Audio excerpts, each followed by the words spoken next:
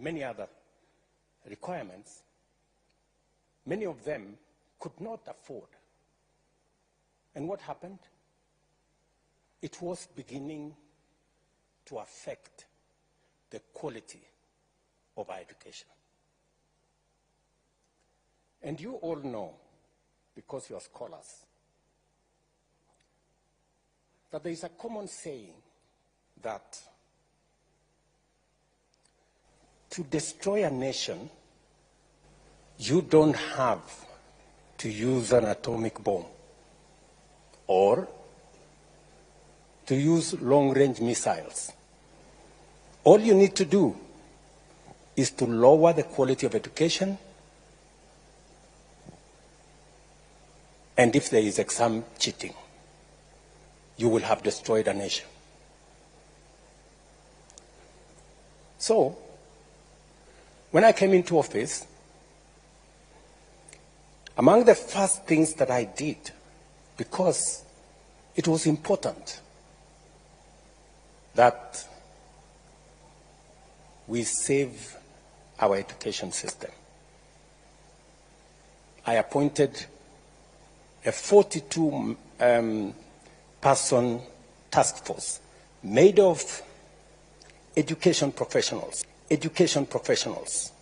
ran schools and universities and colleges, people who had experience, and they took almost 8 months. And I tasked them with sorting out the issues in our education sector. These great professionals, and I have every believe did a good job.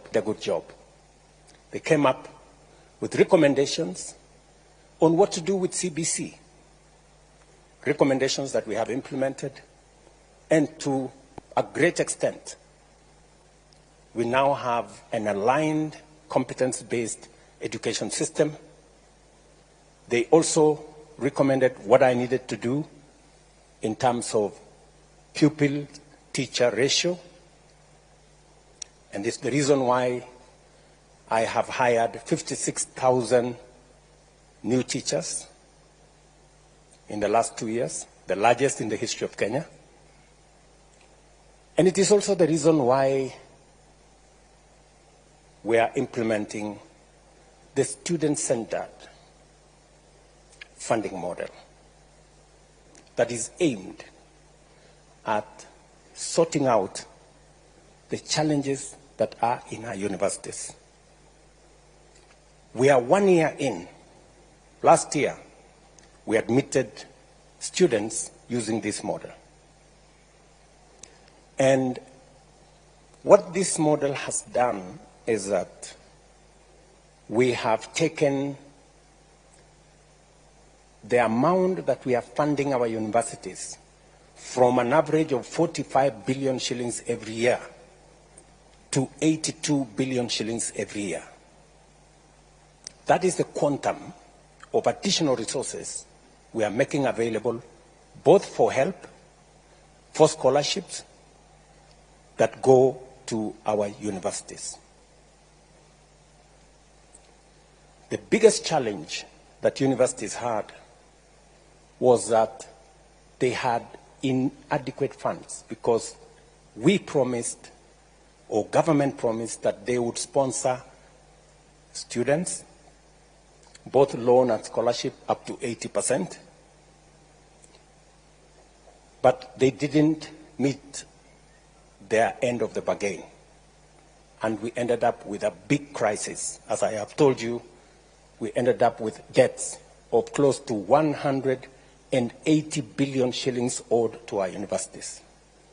As a result, universities could not teach the courses that they were offering to our students, and we ran the real risk of lowering the quality of our education. And as I have told you, you know what kind of a risk that poses to our nation. The new student-centered funding model has 5 bands. The banding did not start with this model. Everybody should know that. We started the banding in 1996. There has always been banding. It didn't start with this model. I know there is a push that maybe this banding started with this model. It did not. It's always been there.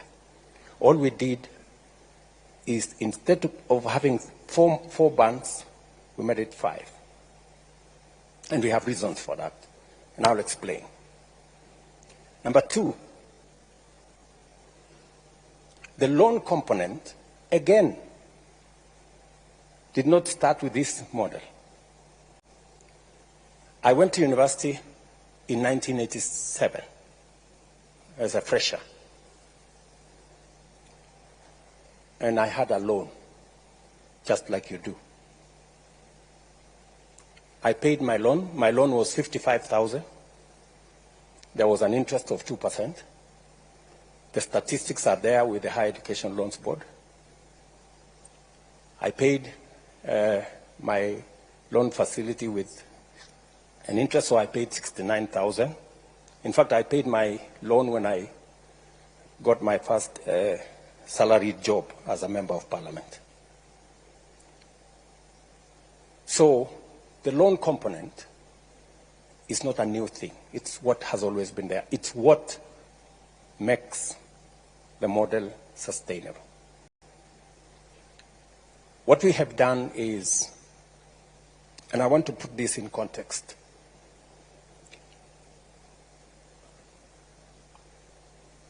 we have about 10,000 secondary schools.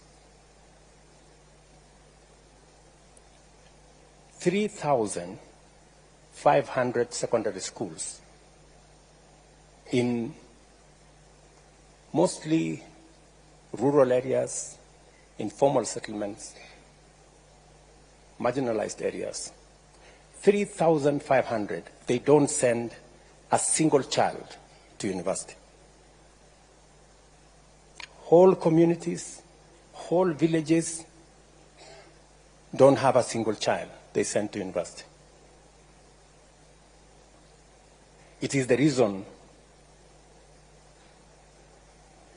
that I decided to hire 55,000 teachers to send to these schools.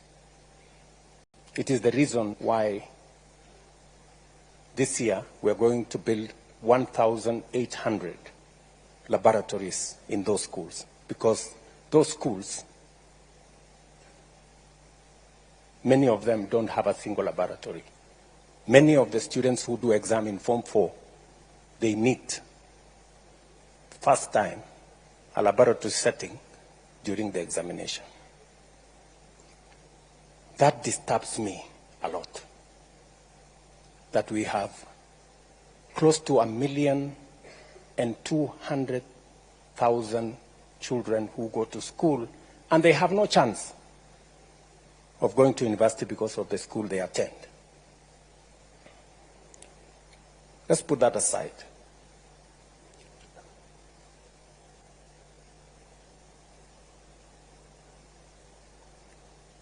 In the new funding model, about 12% of the students are in Band 1. Band 1 are straight children who are orphans. All of them, without exception, go to Band 1. Children who are associated with disability, all of them go to Band 1. Children whose parents are on cash transfer because they are classified as vulnerable, all of them go to Band 1. And students whose parents earn below 6,000 shillings a month. All those students go to Band 1. And this Band 1, we changed it slightly. Everybody used to get 80% scholarship and loan. We decided that for these kids, we raise it to 95%. From 80 to 95%, they get loan and scholarship.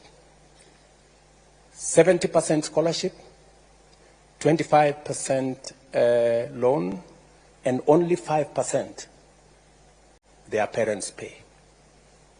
And that is roughly maybe something below 5,000 shillings a semester. And it is because they truly need our help. Band 2 are the next, whose parents earn below 25,000 shillings. They get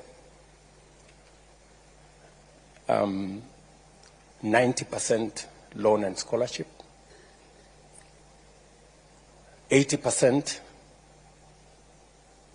80% loan, 80% scholarship, 70%,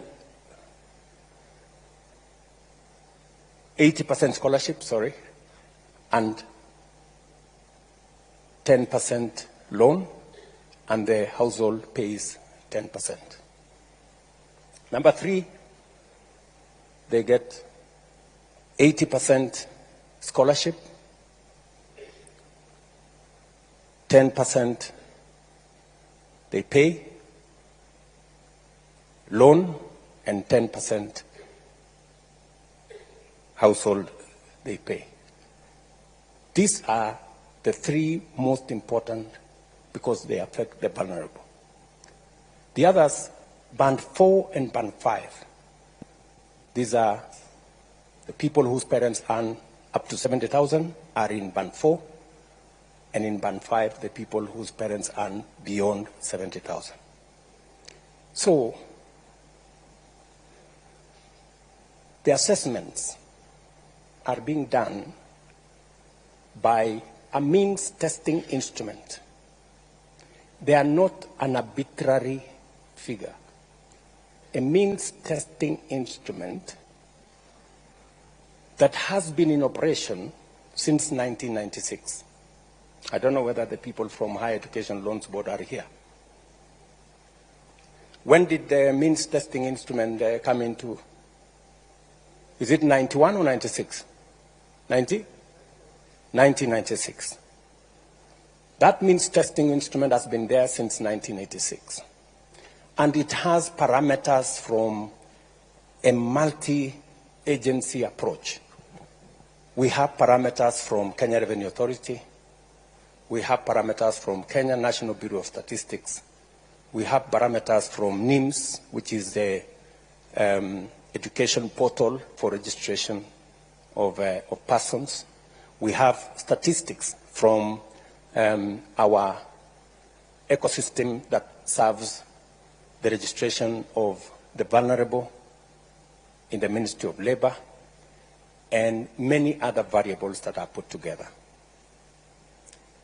It is as objective as it can, and we keep improving on it to make sure that it assesses our children correctly. There's been cases, legitimate cases, of some students who have been placed in the wrong band. And sometimes it's because of the information that has been supplied. And there is an opportunity for a parent or a student, if they are banded in a band that they don't think they belong, there is an appeals process. Last year, I think we got 9,000 or 10,000 appeals. This year, we've gotten how many appeals so far? How many appeals so far? 26,000 appeals have come in, and they are being processed. And they have undertaken that any appeal of the 100 and how many students applied? 134,000 students applied, 26,000 have appealed, and they are being processed. They've given me their word that the processing will take 3 weeks, and every parent or student will get their responses. Yes, sir. Especially if they have supplied information and corrected the information that's sometimes in the portal. Yes, sir. Some of the time, when students go to a cyber, and sometimes the cyber keys in information that's not correct, we end up with the wrong information, and sometimes we end up with students in the wrong band. But overall, it's a process that has been tested, it's a process that has worked, and we want to use it to take our education to the next level. Let me conclude so that I can take questions from you. Let me conclude by saying I have engaged stakeholders. I have had already 3 meetings with vice chancellors because I wanted to get feedback from them as to whether the model is working and whether the model is sustainable. In all the 3 meetings, the vice chancellors and the managers of our universities have confirmed to me that the model is working, and that together, in fact, one vice chancellor told me when he told the people in his ecosystem the model is working, he was told, yeah, it's working for the university because you can now afford to pay your suppliers and salaries, but it's not working for the student and the parent. But then I asked him, if it is working for the university belongs to the students and the parents. Or at least so I think. The other feedback that I have got from the vice chancellors is that we need to do more explaining. The students need to understand it, the parents need to understand it. And that's part of the reason why I decided to have this town hall so that we can have a conversation. I've also engaged students in different fora. They've told me their concerns. They've told me about this loan. They don't want this loan. They want it to be a scholarship. And I have told them the loan is part of what sustains this. If I didn't pay my loan, possibly you couldn't get a chance to learn. So everybody, it's a continuous process. You pay today, you learn today, you pay tomorrow so that somebody else can learn the next day, and they pay, and we all, it's a relay of sorts. They have raised issues about some of the students that are being put in the wrong bands, and I have explained to them that these are issues that we can correct. So, ladies and gentlemen, welcome to this town hall. I know I've taken a bit long. Welcome to this town hall. I'll field questions. Please be as candid, as open as possible, and there are no consequences for asking any question. So.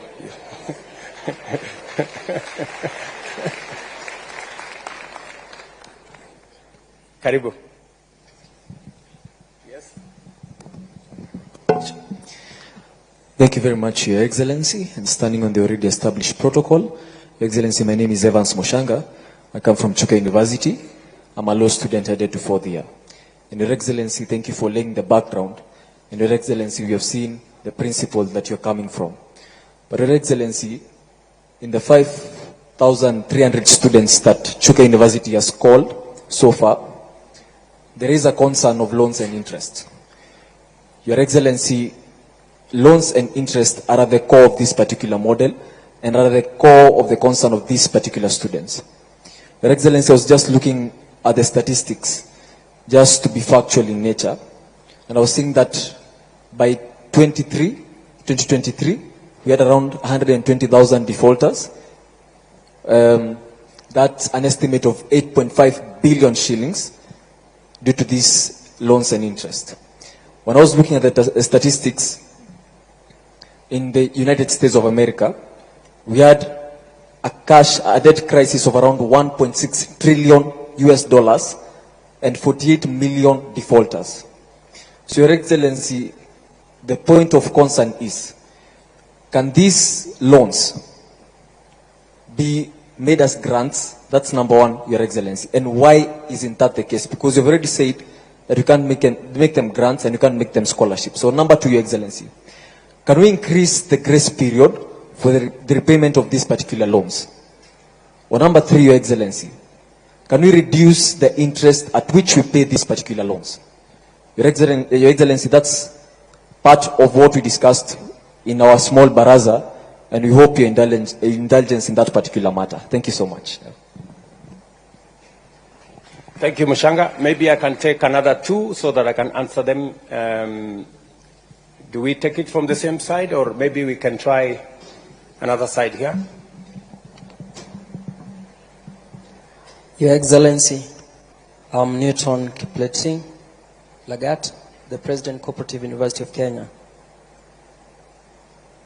I've got one serious problem that it's really affecting the public universities' diploma students. They've been denied scholarship. They've been denied HEF, that is higher education funds.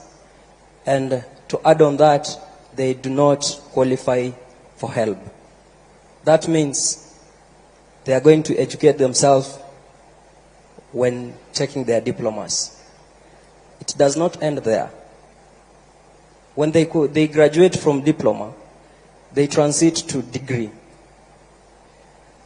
For you to qualify for scholarship or HEF, you must have transited from high school or secondary school to a campus through COOPS. Diploma students are not in COOPS. They've already gone. So that means you've educated yourself in your diploma. You're again going to educate yourself when taking your degree. The new funding model has not addressed that. Thank you.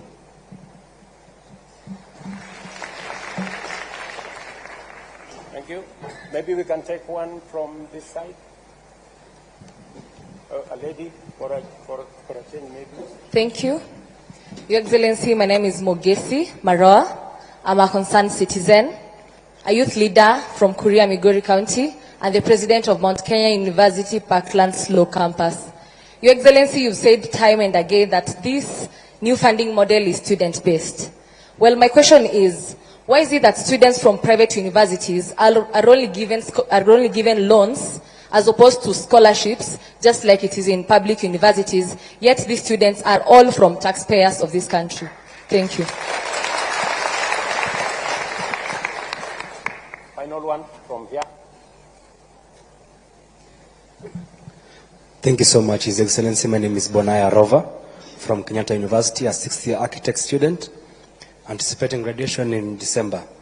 At the preamble of your speech, you began by denoting that education is an equalizer. Therefore, I have two questions. One, if indeed education is an equalizer, how will this new funding model assist those persons with living with disability? Because you do believe disability is not inability. My second question goes to, I'm from Tana River County, so we are believed to be those that come from marginalized areas of this country. So, you've spoken about cybers. In my local area, the next cyber, you normally travel close to about 46 kilometers. I believe you've been there. Ama namna gani?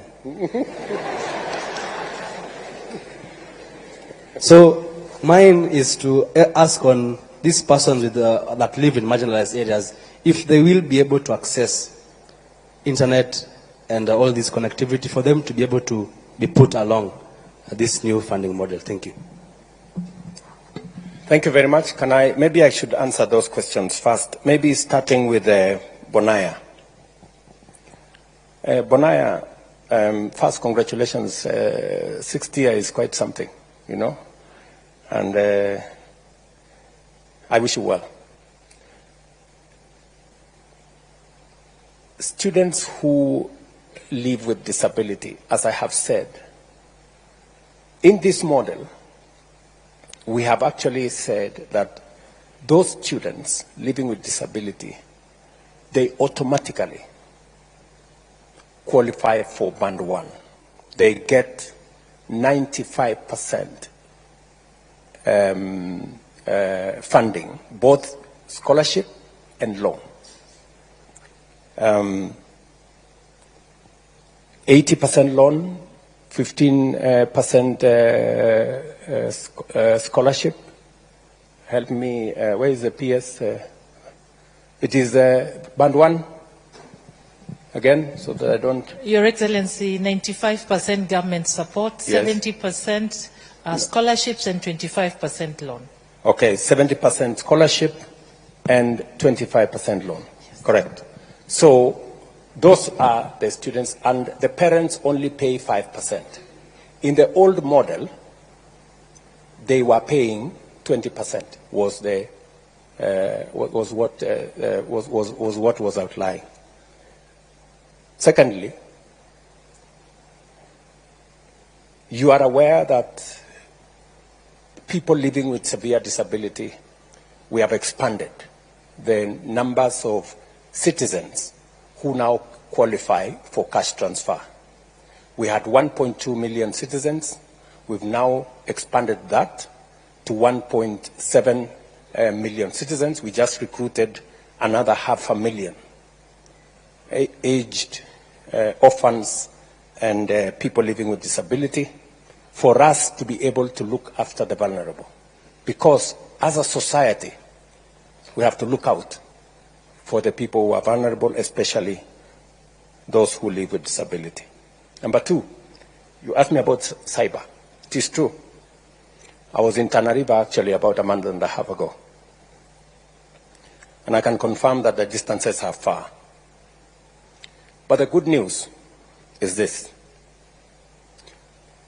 If you speak to your member of parliament, we have already agreed with them that they will set up an ICT hub in every ward in Kenya. We have changed the law. The CDF law that was used for just building schools, we changed the law. I signed the law into effect, and now we are using CDF to build an ICT hub in every ward for 3 reasons. Reason number 1 is to make sure that ICT infrastructure is available to citizens, including students. Number 2 is because we have a big program on digital jobs. And number 3, we want to encourage digital commerce, and we want government services to be available on that digital space, and therefore citizens don't have to come to Nairobi or to go to other areas. They can access government services from those ICT hubs. So we have a plan around the ICT hubs. I got a brief yesterday. We are now delivering we are now delivering internet using Kenya power lines. It's easier. So every place where we will have a Kenya power line, it will be possible to access the internet. We have already rolled out that program. Mugesi Maroa, sorry if I get your number right. You have a very valid point that private universities have students whose parents are taxpayers. That's correct. Public universities are run using public funds. We sponsor, as Government of Kenya, public universities. Private universities have sponsors. They have foundations. They are run by people who have networks of raising funds, either using foundations or other means, which sometimes as government we don't have. And because we value the fact that even those in private universities are also Kenyan students and their parents are taxpayers, that is why we haven't shut the door on them. We have said we are going to make public resources available to those students as loans, the same way we are making public resources as loans available to students in public universities. The only reason, Mogesi, why we, in this model, we have said we cannot provide for scholarship is because in the past, we said we are going to give them scholarship. And because we didn't have the money, we didn't. And we put many of those private universities in a lot of trouble. In fact, one public university closed down because we took students to them. They trained the students. We owe them money. They couldn't pay their staff. They couldn't pay. They closed down. So it is better we keep our word. It is better for us to say, this is the much we can do, rather than for us to say we can do so much. Today we have a debt of about 51 billion shillings owed to our private universities. It is a debt that we must pay, but it is unfair for us to continue to accumulate debt. It is better we tell them, for the moment, we cannot afford, but in the future, when our situation improves, we can reconsider. My good friend, Mr. Lagat, you've made a case for diploma students that they don't qualify. And I think your question is diploma students who are studying in universities. The loans and provisions we have made are for students in our TVETs. And I will tell you where the difference is. You know, as a way of making sure that our TVETs function, when I was Minister for Higher Education, I found out that it was cheaper to go to university than to go to a TVET institution. That was the case. Because we didn't consider properly TVETs. And it is one challenge I had to deal with. Because for a very long time, as a country, we considered TVET as a place for students who are failures, for lack of a better word. And that was a very wrong classification. And that is why when I became Minister for Higher Education, I brought a very big conversation. In fact, it was a very controversial conversation. I remember one Vice Chancellor of Moi University then, Professor Ogot, saying that the minister is causing confusion because this TVET thing is not the thing to do. But the reality is, whether you go to Germany, whether you go to Australia, many of their students go to TVET institutions. There is a lot of value in us balancing our education between knowledge on one end and competence and skills on another end. And therefore, it is the reason why I pushed very hard. When I was minister in 2009, 2010, there were only maybe 20,000 students in our TVETs. I started the first 30 TVET institutions. Today, I am very happy that we have 720,000 students in Tibet from 20,000. And we have made huge progress. And we have closed many skills gap that existed. So I quite agree with you that we must not discriminate. It is the reason why in this funding model, we have enhanced scholarship and loans for our Tibet students, and also we have maintained their upkeep, just the same way we are doing for our universities. As for your case,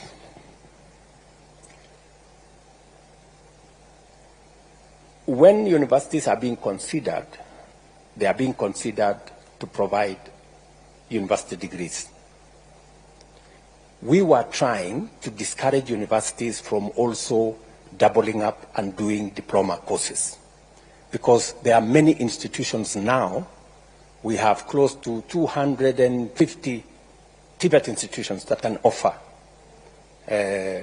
diploma courses. But the saving grace is that if you are a diploma student and you join a university after your diploma, you join as a second year, I think, you qualify for Higher Education Loans Board from there. And those are the instructions that we have given to the Higher Education Loans Board. Can we have a confirmation from you, gentlemen, that that is the case? I want you to answer that, gentleman. That is the case, Your Excellency. They are funded like any other student. When they join university for degrees. Yes.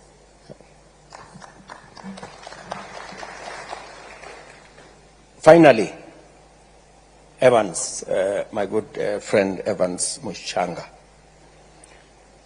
Your issue is that the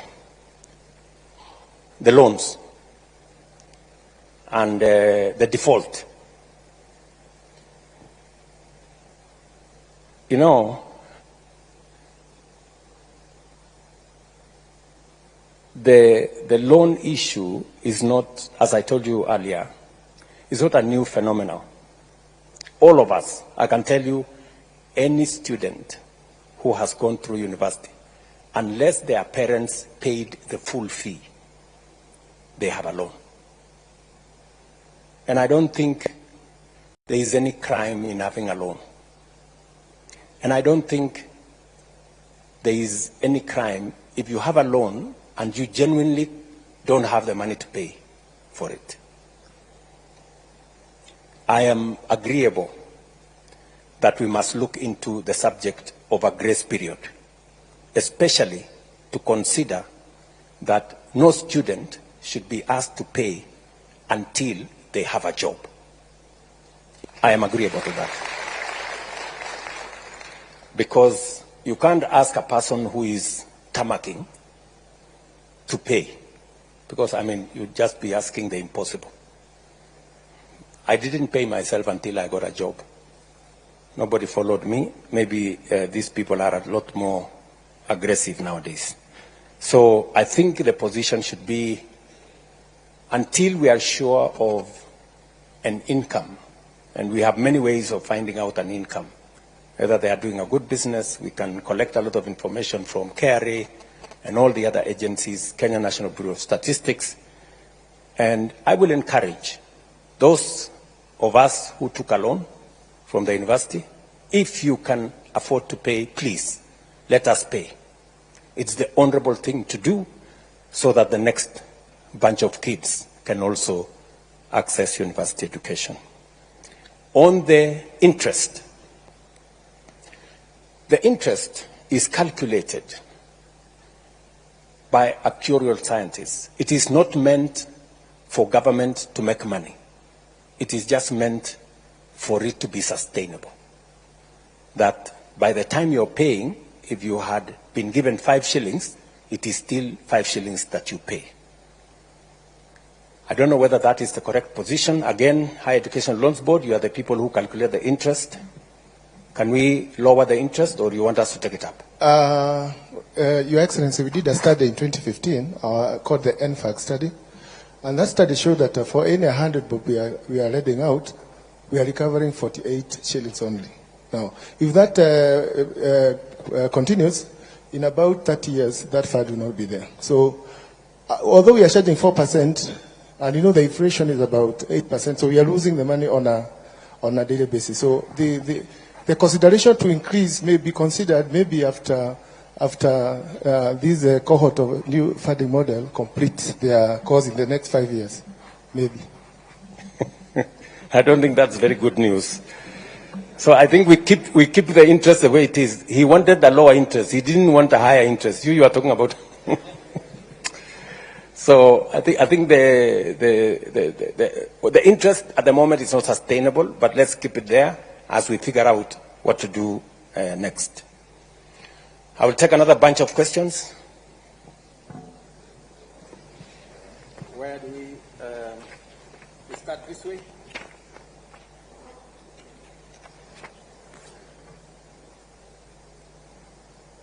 Commander-in-Chief, my name is Felix Ocheng. I'm the president of Daystar University. My question was on the variables of the MTI regression analysis. Like the independent variables, like the primary school one went, the high school one went, may not really reflect their level of need. Some of us happen to be beneficiaries of well-wishers right from preschool.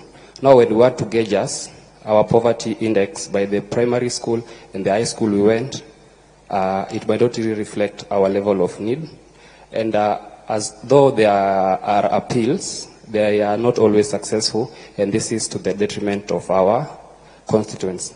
And again, Your Excellency, I know you've talked about capitation and about maybe trustees owning private and public universities, but I'll give you a case study of Kisii University. They had an influx of students, and their facilities were so stretched. Whereas a school like Daystar University, we have a state-of-the-art School of Law and School of Nursing, and these facilities are laying bare, and some of these students could also come and learn with us. Thank you. Thank you very much. Sorry. Okay, maybe I take another. Yeah, maybe this way. Thank you very much, His Excellency. I'm Ongaro Richard from Jaramogi Oginga Odinga University. I have but a question. In the first case, I want to ask the people from the Health Board. There are 40 years per now, but when we joined, we applied for these loans. And so I'm expected to settle my loan, that is summing to almost 240 plus the interest. I know it can't exceed over 300,000.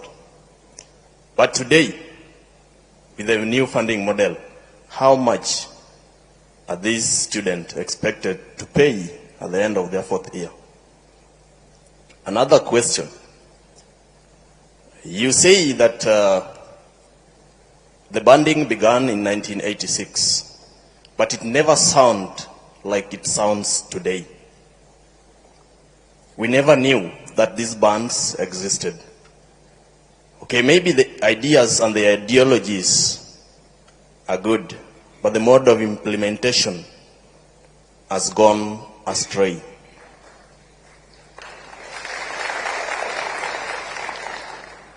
Why could you do this so that these students doesn't know or get to know where they're placed? Because as they join, they must ask, which band am I placed? So that they can know which fee they're going to pay. His Excellency, in the field of education, is a place that requires silence. It doesn't require spectators or fans to cheer as we sit in class to take our exams, or a referee to be biased on the other team. Under the capacity of your office, you are capable of facilitating and capacitating the reconstruction of this new funding model to be worth for us. Please do. Thank you.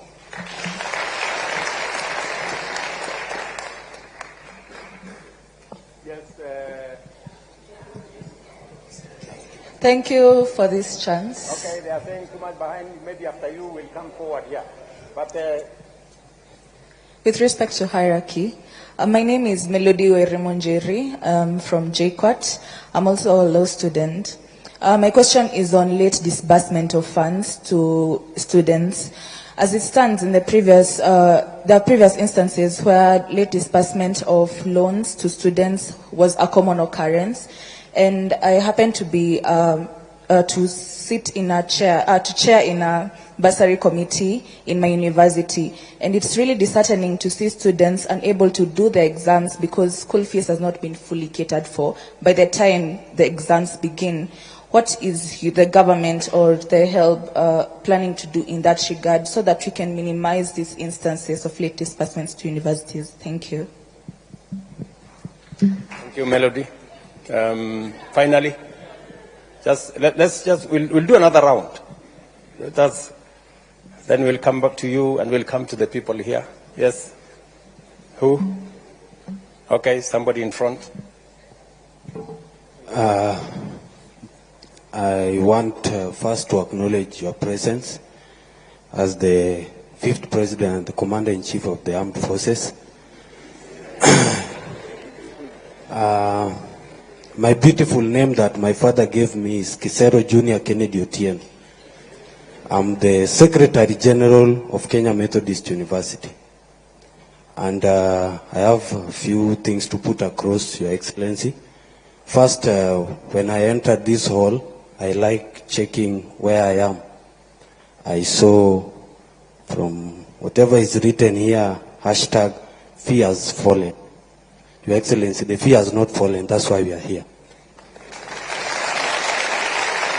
So,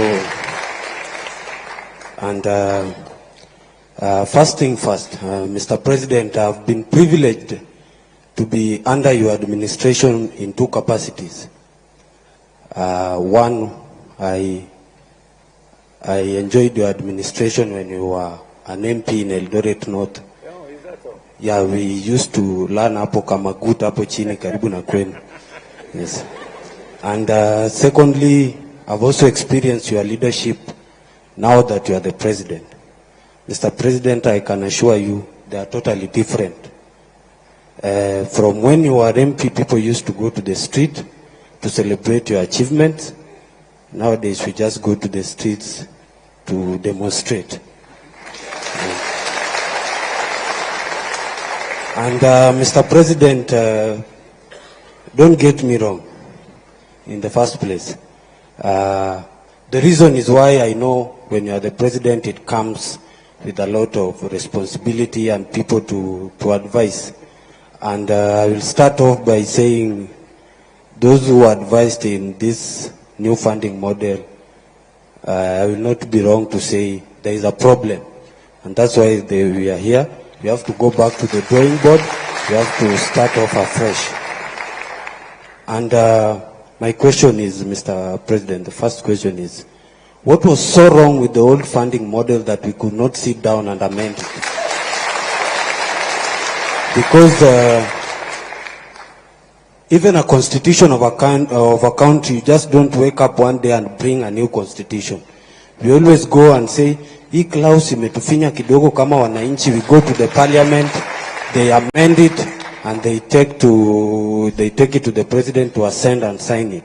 So I feel we should go back to the old funding model and amend it. Because, Mr. President, we don't lack stakeholders, we don't lack resources. These people sitting here, watu wanafanya law, nursing, medicine, there are brains here which can sit down in those panel and say, where did we go wrong?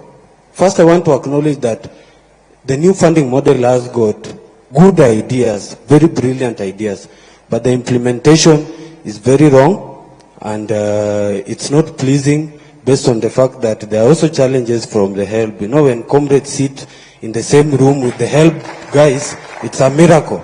But we are very happy to sit down with them and discuss in your presence.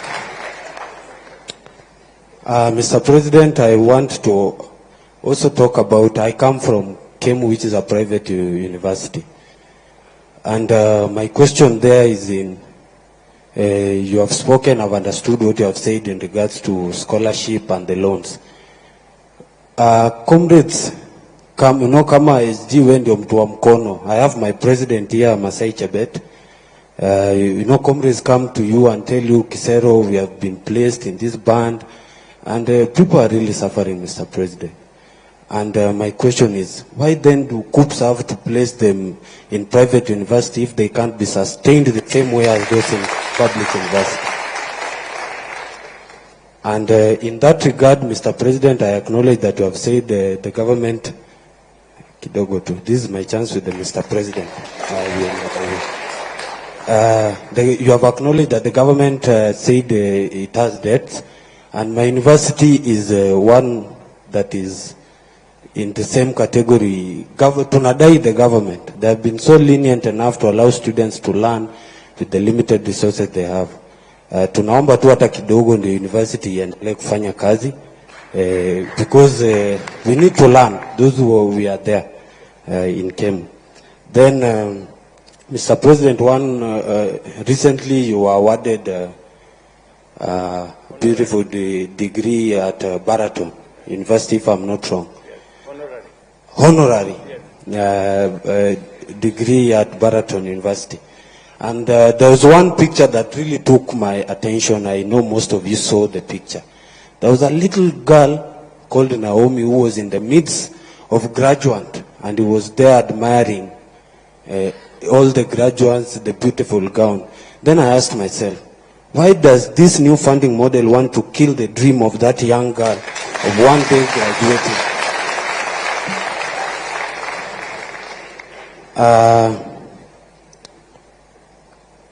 I want to say this, Mr. President. As the commander, I first started by saying I acknowledge your president as your presence as the 5th president and the commander-in-chief of our defense forces. And one of your roles in that regard is to act. Please act, Mr. President. We beg you. Please act. Then lastly, namalizia kabisa. Lastly, Mr. President, we don't have to go to the street when we can resolve this thing here today. Ama namna gani wangwana? Yes. Because we also don't like going to the streets when we can solve things at the table. We are ready to be part of the discussion. We are ready to listen. We are ready to work and ensure that we change this. But the bottom line remains, let's go to the old funding model. Amend it to what you wanted to achieve with the new funding model. Thank you so much. God bless you.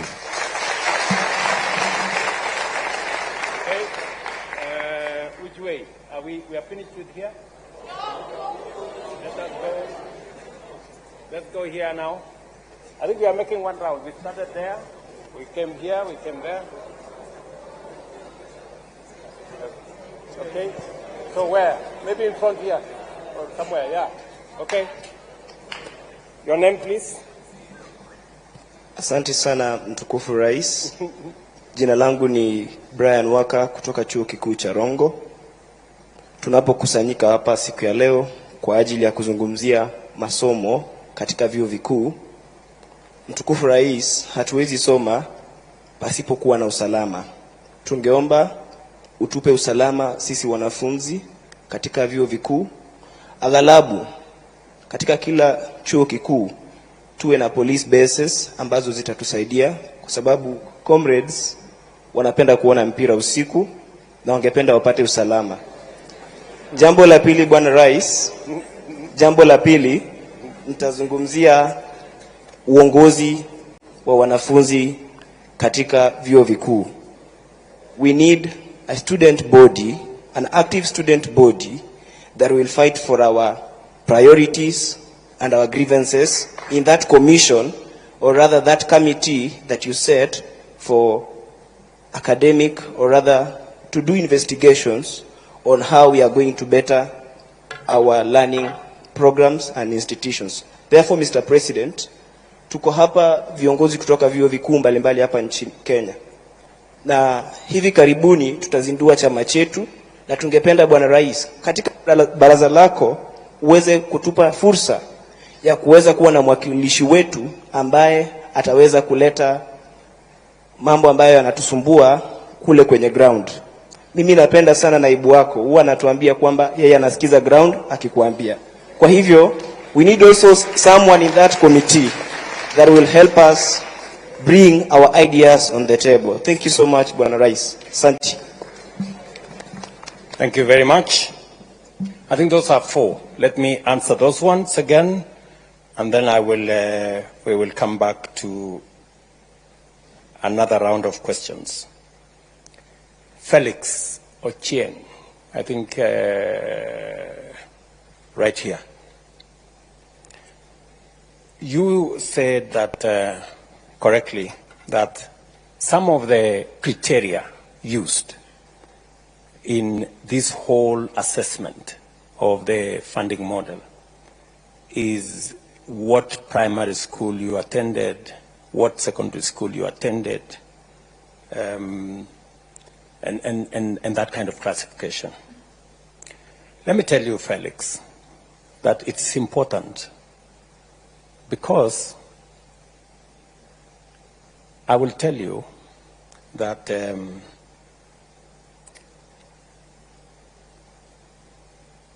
any student who attends a national school has 85% chance of joining a university. In other words, I'm telling you that 85% of all students who go to a national school go to university. Only 10% of students who go to a day school have a chance to go to university. So when we find a child who has gone to a day school in some rural place, we give them a leg up, because it means they have to work extra hard to be able to attain the same grades. Because in many of those institutions, as I told you, Felix, they don't have laboratories. Many of them have very inadequate number of teachers. And that is the real problem. So some of these parameters may look small, but they mean a lot in terms of the students. Let me also tell you that, and this is something that really, you know, I know, I don't know how to put it, but only 10% of the children of the poor make it to university. It is very serious. It is something that depresses me. Yeah? Because number one, they cannot afford to go to a national school. They cannot afford to go to a private school. Many of them hardly, you know, they end up in a day school somewhere at home. So this is one hell of a conversation we must have. We cannot continue as a nation to have an education system that shuts out millions of the children of the poor. I don't know how to put it. It's as blunt as that. If you look at the curve of students in our universities, the children of the poor are absent. They are the ones in those 3,500 secondary schools that don't have teachers, they don't have laboratories, they are day schools, they are in those areas. It is the reason why I have asked the Ministry of Education. I am putting 3 billion shillings in Nairobi to build 5,000 classrooms, because Nairobi slums are the worst. Those are the children of the poor. They never go to school, and they are in the city here. PS, you know that. I have discussed this with the governor of Nairobi. I have discussed this with the MPs of Nairobi and so many other areas. We need a lot of affirmative action. So, Ochieng, to your point, it is because of that realization that some of the parameters we are using, you know, a child that has gone to a bridge school in Kibra or some school in Lokichogio, you know, it is something for us to consider when we are looking at how to place them. So we will continue to improve on the model. We are not saying the model is perfect, but I think to a great extent it is towards 95% in the right direction, and we will keep improving on it. Mongaro Richard, you have told me that by the end of your 4th year, your loan will be something like 240,000, right? And you're asking me, what will the new guys, what will be their loan after 4 years? It's going to depend on the course that they are pursuing. Let me tell you, Richard, you know, we have to be brutally honest with ourselves. The old model, the differentiated unit model, assumed that all courses were the same. And a course in medicine costs the same as another course in a different subject. The reality is that it is not. University chancellors are here. Vice chancellors are here. I don't know whether university vice chancellors are here. Who is willing to tell us that there is a difference? Yeah? Yeah, they are here. There is a difference. And this model recognizes, this new model recognizes that a course in medicine costs 600,000 to train.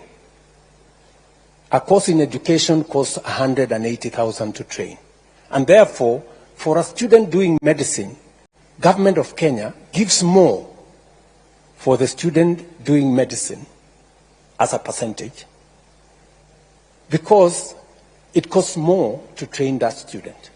And if we don't give more to train that student, we will end up with a student who is, with a graduate who is half-baked because we didn't give them the resources to train the student correctly. That is the difference between this model and the other one. So there is every reason why we have to interrogate this model. Let me ask, any vice chancellor who is willing to tell us, you know, don't worry about kusalimiwa. Sisi wengine tumezoea kusalimiwa kila siku. But you know, the truth is the truth. It cannot be changed. I want a vice chancellor who is here to volunteer. On, yes, Mwalimu, and you say which college you...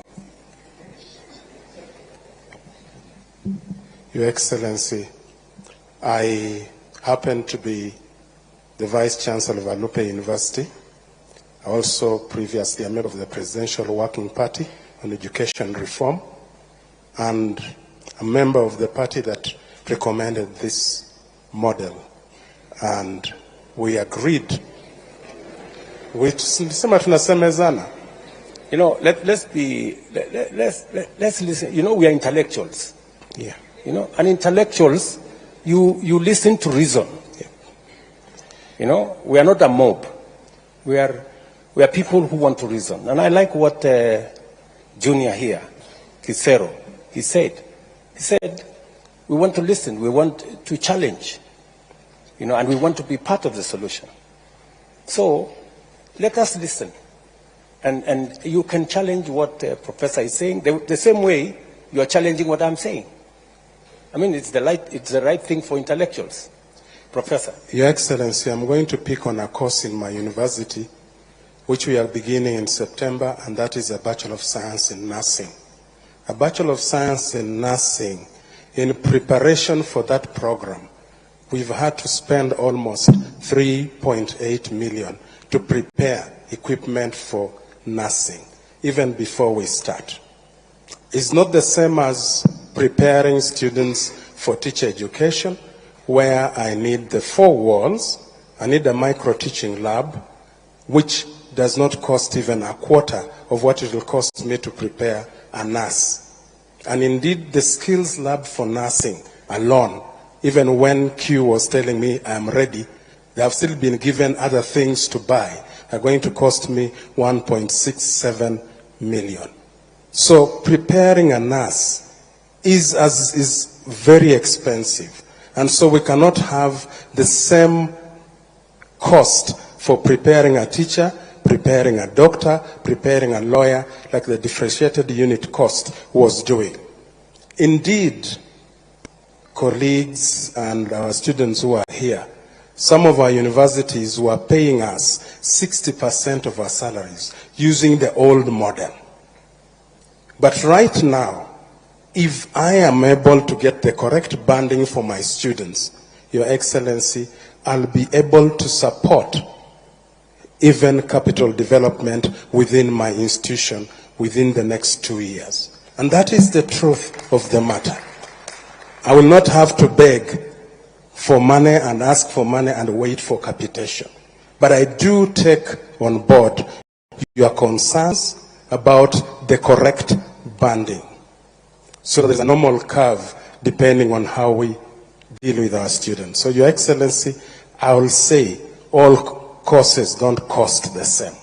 And our students should appreciate that if we get this money and we don't do our best with that money, then we are responsible for what is going to happen. Thank you, sir. Thank you very much, Professor.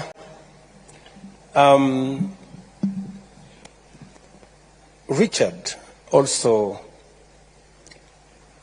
said maybe there is a problem with the mode of implementation.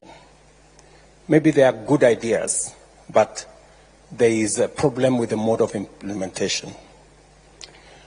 Richard, let me take you back a bit, if you allow me. I have had occasion to sort out 2 other problems like this one in our education sector.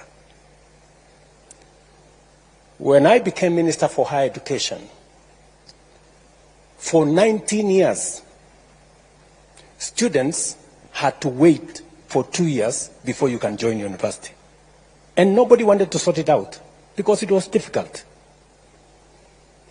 Every minister dodged, danced around it because people don't want to solve problems. It is easy to color problems, or we have a big problem. Talk about the problem. Explain the problem.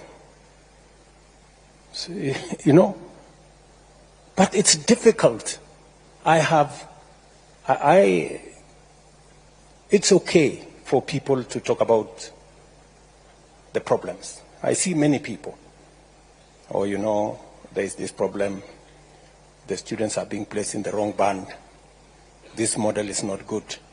But I have tremendous respect for the people who have ideas on how to solve the problem, on how to come up with solutions.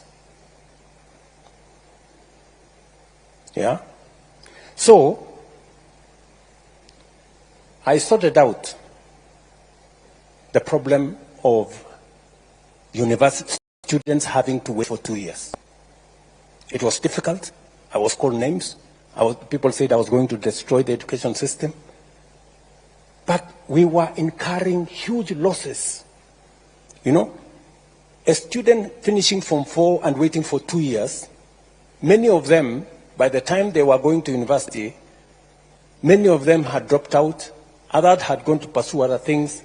Some of the girls had gotten pregnant, and it was just chaos. So I took it upon myself and drove a program that eventually, in 1.5 years, we sorted out the problem. Number two, we had a big issue, a big conversation, as I told you earlier, about education and the absence of technical education in our system. I took it upon myself, and I am very proud today that from 30,000 students in our TVET, we today have 700,000 students, and we don't have a skills gap that existed before. Again, it took a lot of courage. This too is one such challenge. I'm asking you guys, let us solve it together, the way Junior here said. And we can do it together. We can do it. So,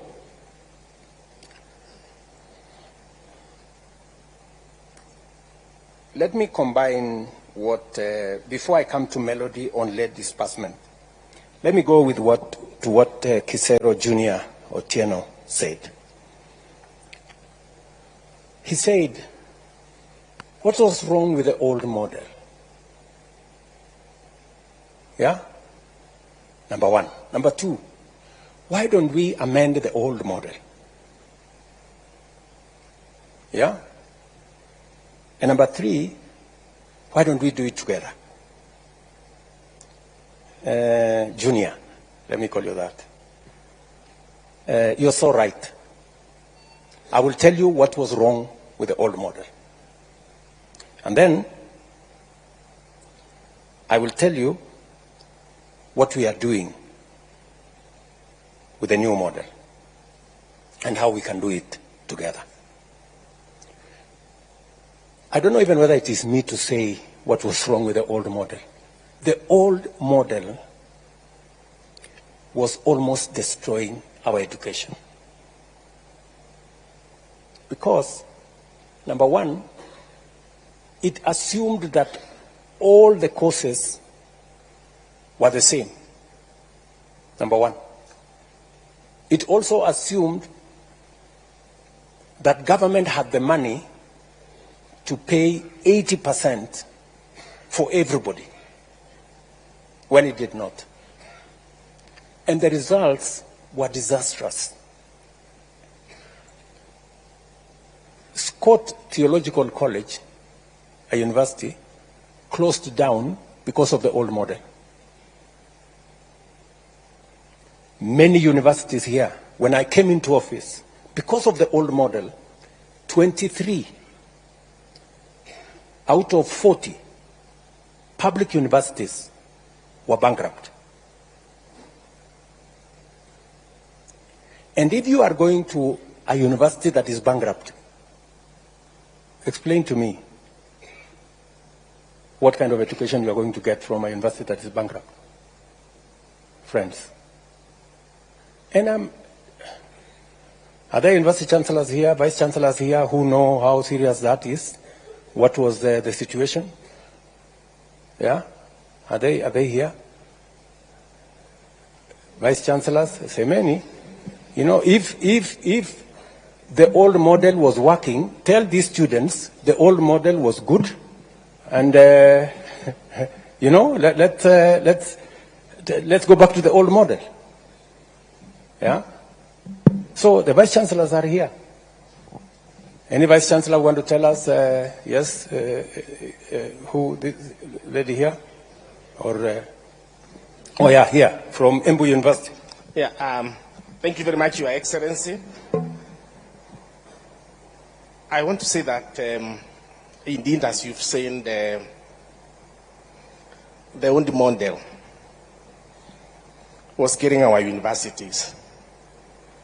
And I stand here on behalf of all the universities because I'm the chairman of the Vice Chancellor's Forum.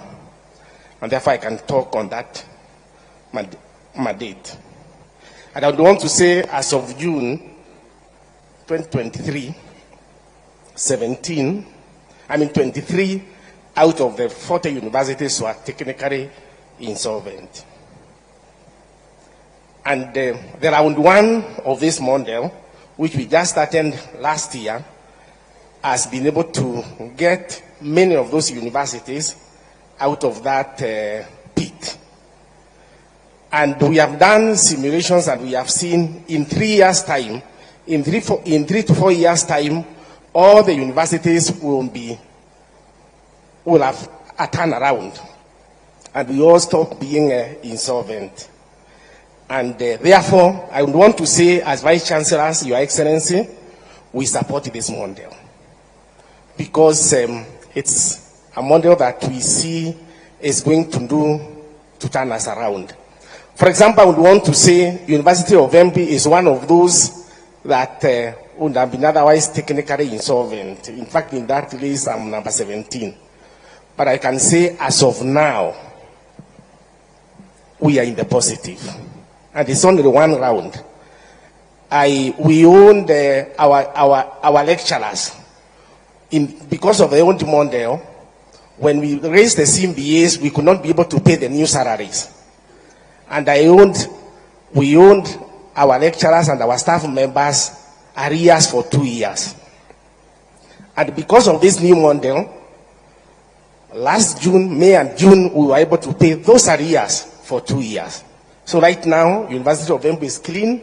We owe nobody nothing. So it's a model, Your Excellency, we want to support, because you could draw a line, and we would have told you when all the universities will be technically insolvent in this country. But we know now that there is a turnaround, and we are going to get out of there. Thank you, Your Excellency. Let me say this, my friend Junior. The model, the student-centered model, is actually an improvement. In your own words, you said, why don't we improve? Why don't we take the old model and make it better? This is exactly what we are doing. The household contribution was there. It is there in this model. The scholarship was there. It is there in this model. The loan was there. It is there in this model. The only difference we are making is that we are looking at how do we make children from vulnerable families, how do we assist them? How do we make sure that when we send students to a university, we also give the university resources to make sure they teach the course for which they have admitted the student? It is true. I mean, it is a fact that it doesn't cost the same to teach one course as against the other. And this funding model is sensitive to that. It is also sensitive to students who come from vulnerable families. I know I have been accused, correctly, that I sometimes think too much about poor people, and I push, the rich people to do things for the poor ones. But I mean, that is society. I don't know how to put it. But anyway, that's that. So, you have just told me, Junior, that among the universities that we owe a lot of money is KEMU, your university, right? Do you know why we owe KEMU a lot of money? It's because of the old model, which you are telling me, let us go back to the old model. How will KEMU get out of the hole? If we continue with the old model, it means KEMU continues to accumulate debt. Friend, let us deal with this as openly, as transparently as possible. The vice chancellors who are sitting here are not madmen and women. For them to agree for us to work with this model. They've seen what happens with the old model. They participated. We worked with them. We worked on simulations. We brought in experts to look at, because The one thing we cannot do is to compromise on the quality of our education. The old model is compromising on the quality of our education. Because if lecturers are not paid, if material is not available to train our doctors, if workshops are not working to train our engineers, we will end up with the wrong engineers, we will end up with the wrong doctors, we will end up with the wrong teachers, and we will destroy our country. It will be very reckless of us. It will be very irresponsible of us. Me as president, these vice chancellors as managers of our universities, you as students, for us to accept, to walk a path that leads to the destruction of our country and our education for that matter. Melody has said, Njeri has said, late disbursement. I agree with you. That is part of what brought us to this very unfortunate situation. The reason why we put together this new funding model is so that we are clear on what our requirements are. And I have made a deliberate decision that I'm going to invest more money in education. Because if we don't get education right, we will get nothing right. Because everything will go wrong. And I don't want to throw money at a problem. I want us to invest money in a plan that is well thought out, because I would have just decided to put money. But you put money in a model that's not working, you don't solve nothing. It is the reason why I invested a lot of time, I brought in a lot of professionals, and I'm willing, just the same way, Junior, you said, bring forward ideas. Let us look at this model again. If there is any improvements we can make, if the student body can come up with improvements, let us subject it to scientific evidence, and let us see how we can improve it. The improvement is what we are doing. We are improving on the model that was to make it better.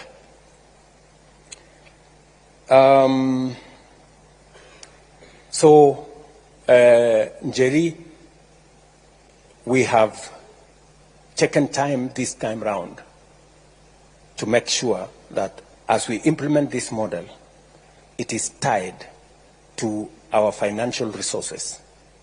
We have clearly identified how much money we need. You know, we based the old model on assumptions, which assumptions were wrong and almost collapsed our education system. This time round, we are using empirical figures. That's why we are feeding them into our budget, so that we give the universities the money that is enough to teach every student for the course that they have been admitted. It is not necessary for us to tell a university, teach for us this doctor, and we have given them money enough to teach a teacher. It is not right, because they will not do it. And if they do it, we will end up with a half-baked graduate. Brian Waka, usalama. Umesema ya kwamba pale university mnataka usalama. Na nakubaliana na wewe 100%. Sasa sijui makarao nikituma hao pale, si mtawashughulikia kweli? I agree with you that sometimes the security situation in some of our universities is wanting, and it is a conversation I can have with the vice chancellors. If the vice chancellors can give us details of where they need support to make sure that our universities are safe, we are prepared to have that conversation. And if the student body can work with the vice chancellors and work with us so that we can identify areas that we can improve security in our colleges. That would be a good thing. I agree with you that an active student body that is representative of the student views and interest is necessary and is important. And I support the democratization of university leadership so that they can better represent the student body. You have also asked me whether I can establish a mechanism where I can directly listen to some of your views. I am happy to do that. If you can tell me what mechanism you want to use to engage with me. I think I have tried to engage with some of the university student leadership. Just make sure that when you come with that leadership that will engage with me, wasiende kusalimiwa kwa sababu sasa wanaenda kuteswa, so we can have that conversation. I think those are the issues so far. I can take another round of I think the lady here is, or there is a gentleman there, maybe. Or the lady? Okay, the lady here. Thank you, His Excellency. My name is Marceline Mugesi from Muranga University. And mine is a suggestion and not a question. We have funds allocated to the constituencies to provide bursaries in the constituency level.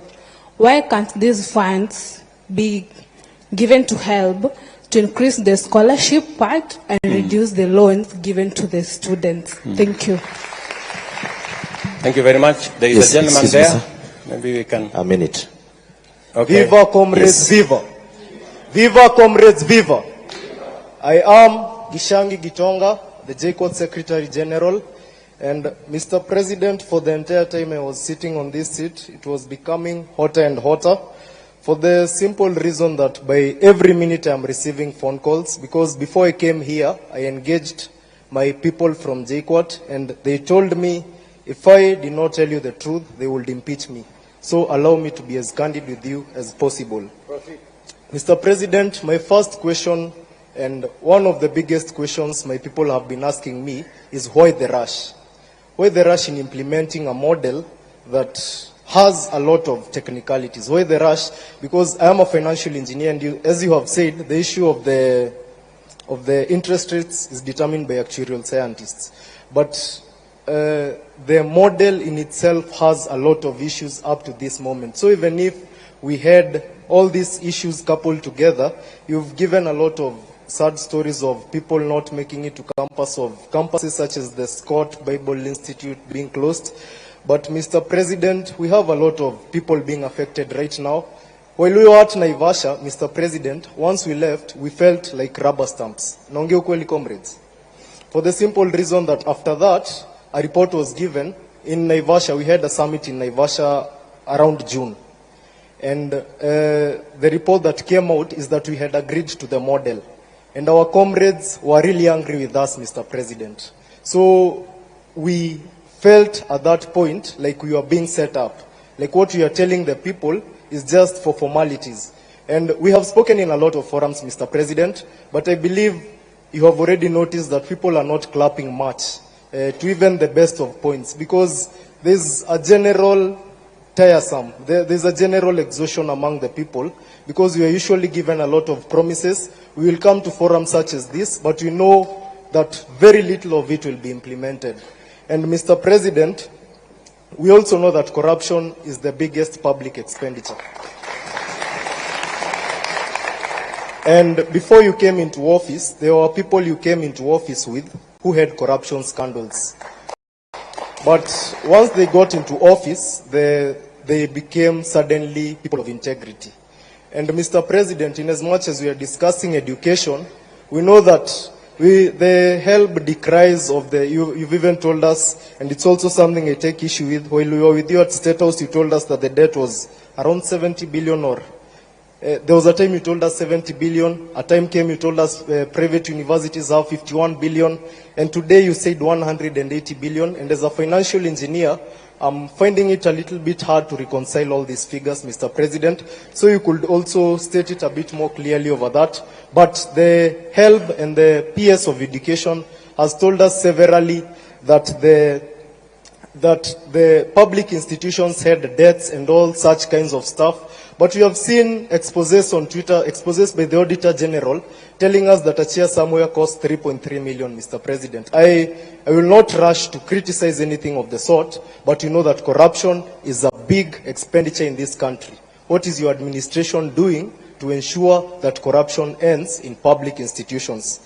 Mr. President, you are using 9 beaters to classify people.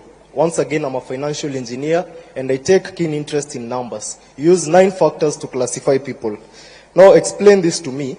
We have a parent earning 25,000 shillings and the firstborn has made it to JKUAT to do financial engineering. But this family has 7 people.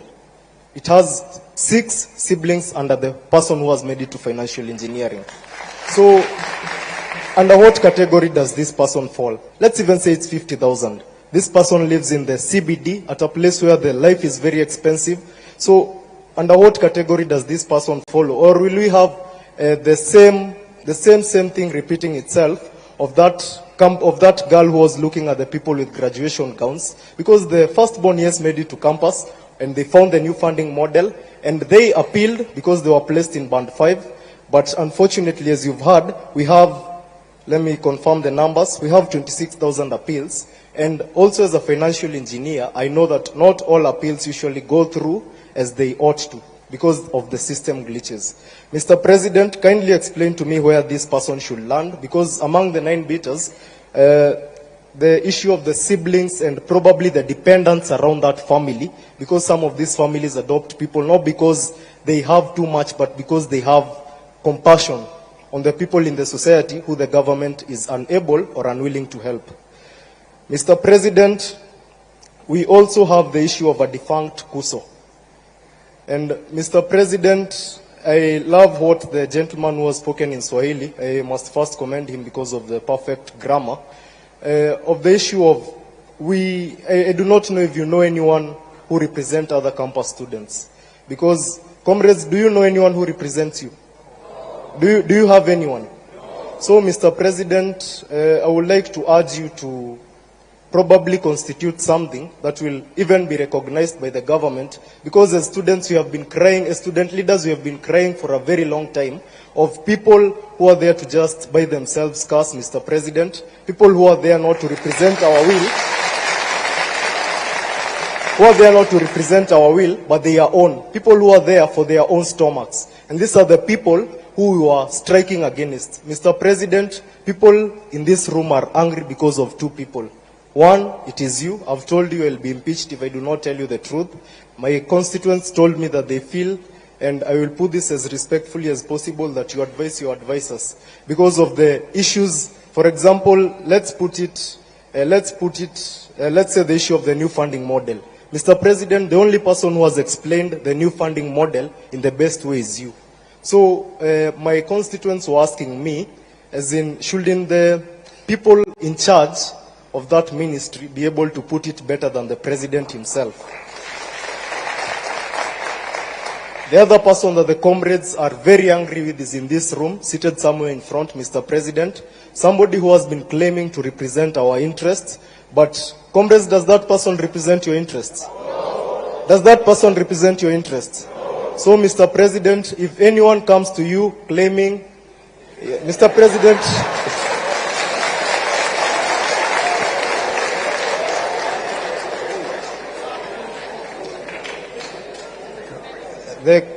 the comrades are telling me to tell him to walk out, but we are here for peace, Mr. President. So I would want to put it as straight as possible and to be as brief as a cock on a hen. Mr. President, as things stand, we do not have a representative. Ukweli ama uongo? We do not have a representative. unless you enable us have some permanent office to ensure that student leaders are represented, and you ensure that unlike the many government offices we have today, the government will not interfere with the affairs of the students.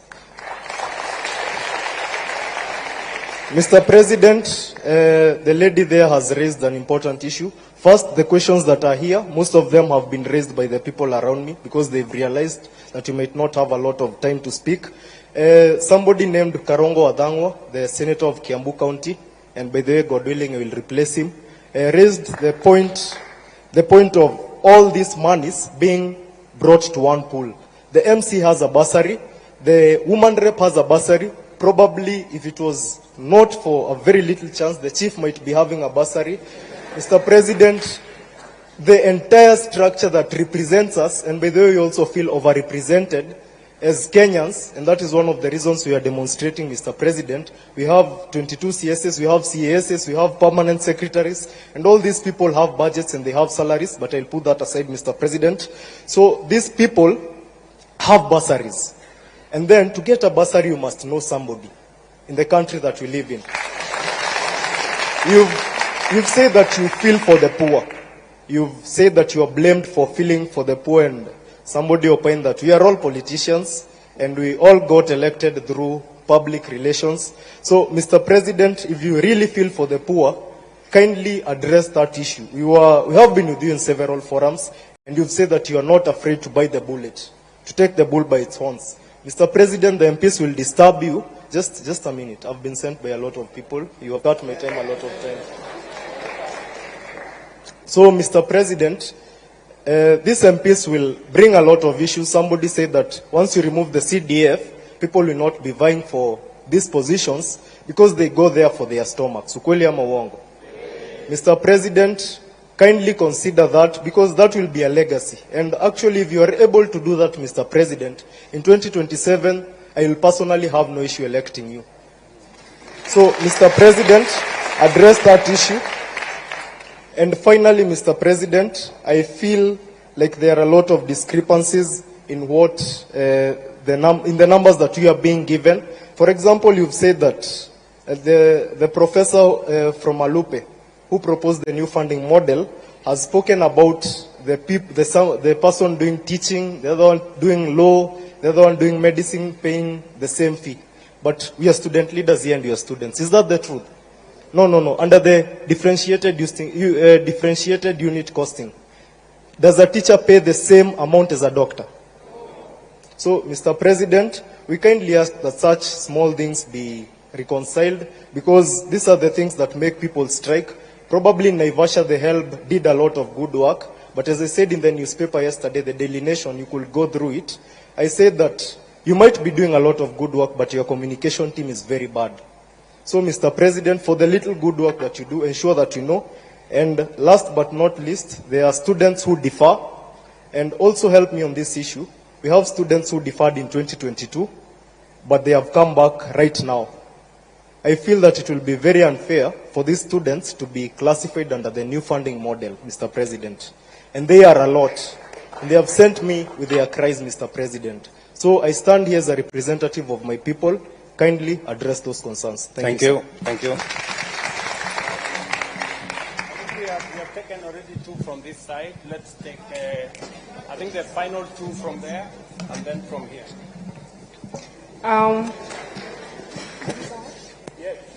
My name is Mwangale Agneta Nafuna, Director of Social Affairs and Special Needs, Moi University. Allow me to recognize the presence of my Vice Chancellor, Professor Sanga Koske. One major issue that is really disturbing me while sitting on that seat is that we all know that in this country we have a bigger number of people who are poor. All of us knows that, right? I am very much devastated to hear that only 12% of the whole population of the students in this country are placed in Band 1.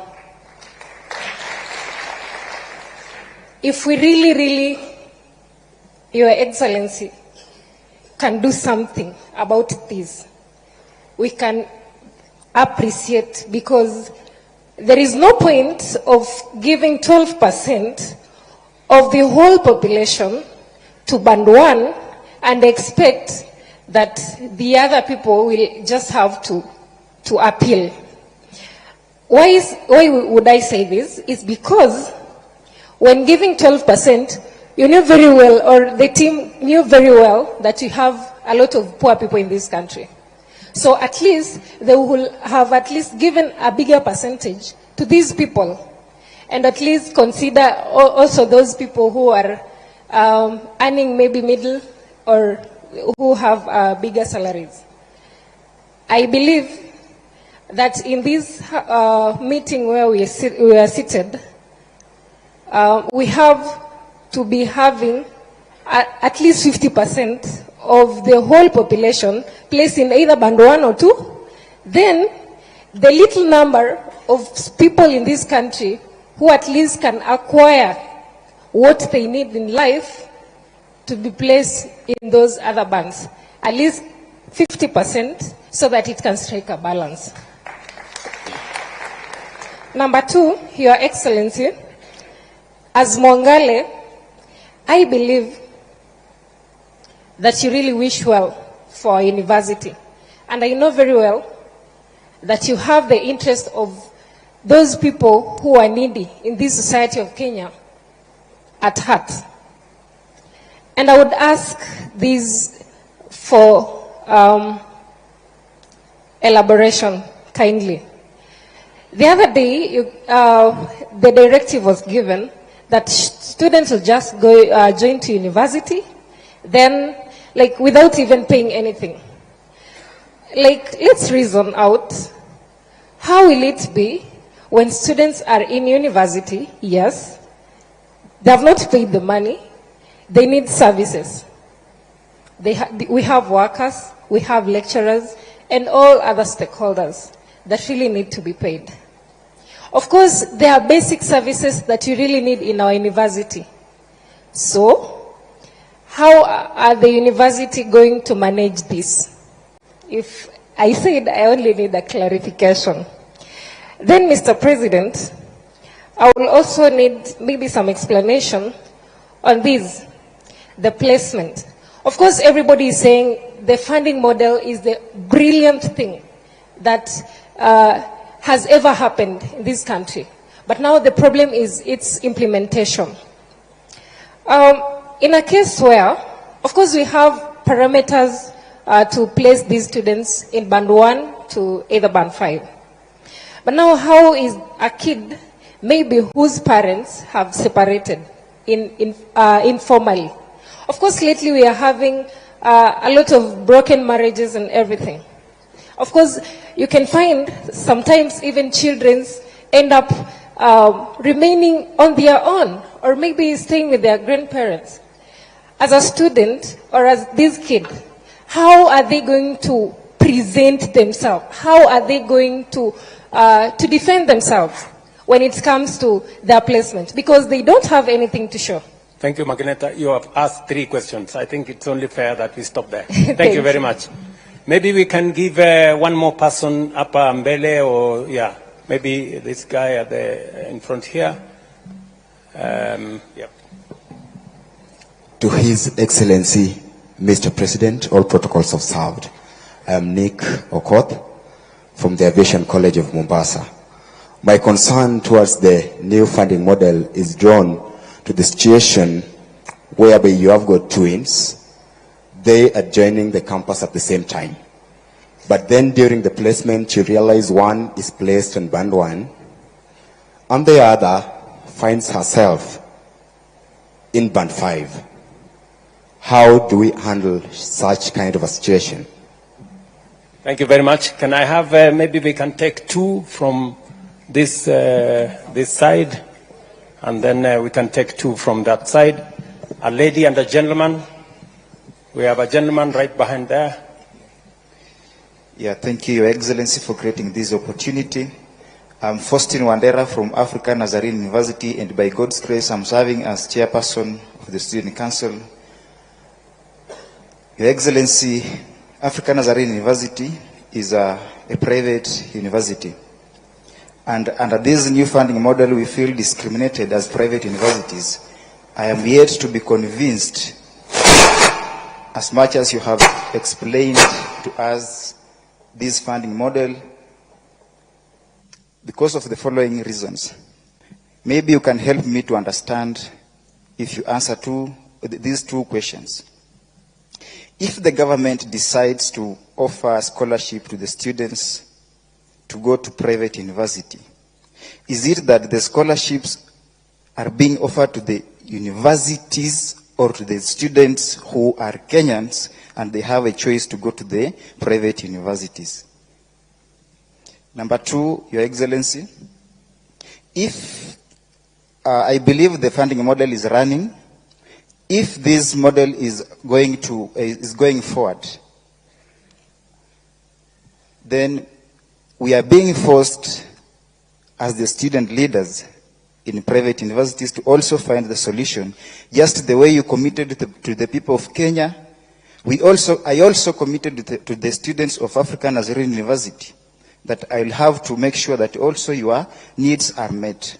Your Excellency, if this model goes on, I have a solution. We have a solution which is an initiative. It is called ASOSI, that is African Nazarene Student Organization Scholarship Initiative.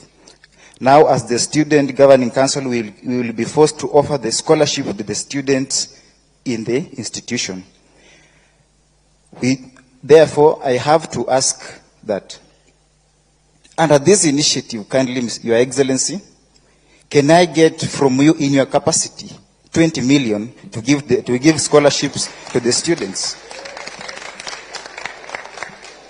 If yes, Excellency, I can give you a bank account for African Nazarene University right now. You can just send the money there. We will allocate with the team and we will give the report to you. Thank you. A lady this time round. Let's get a lady. Hello. Hello. Yes, I'm Teresia Nzisa, and from Taita Taveta University, Special Needs Secretary. Then mahali hapa nimeka, tulikuwa tumekusanyisha maswali kwa Omar. Then anawezongea juu nimepata mic.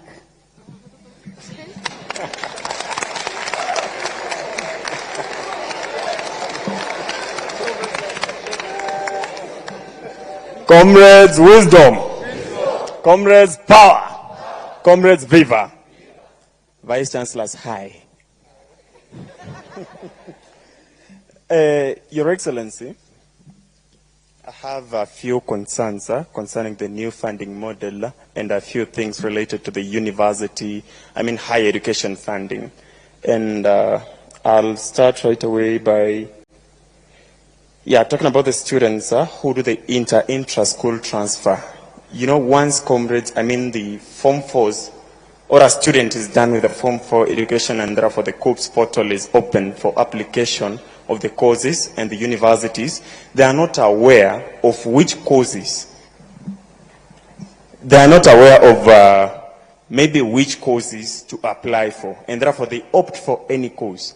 And they believe that on reporting to that university after the placement, they'll get to change their courses.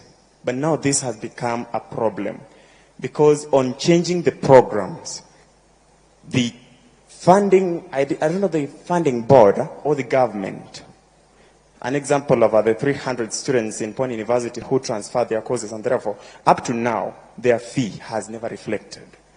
And I have a problem with why should the entire cost of the program reflect in a student's portal instead of the household obligation? The household contribution. Now we get to know that the government, due to failure to release the funds to the universities, these students are not able to do their exams. These students cannot access the university services. These students are held back from enjoying the privileges of the university, just as other students? I'd really love to hear you respond to that. Secondly, in Naivasha, with the PS, though she gave you a contrary opinion or conclusion, she told you that we agreed to everything and we said that the model is really working, which was not true. Actually, we told her that for this model, if we have to stick to the new funding model, let us do away with band 4 and band 5. Because these are the problematic bands. They are the bands that are creating so many problems to the parents.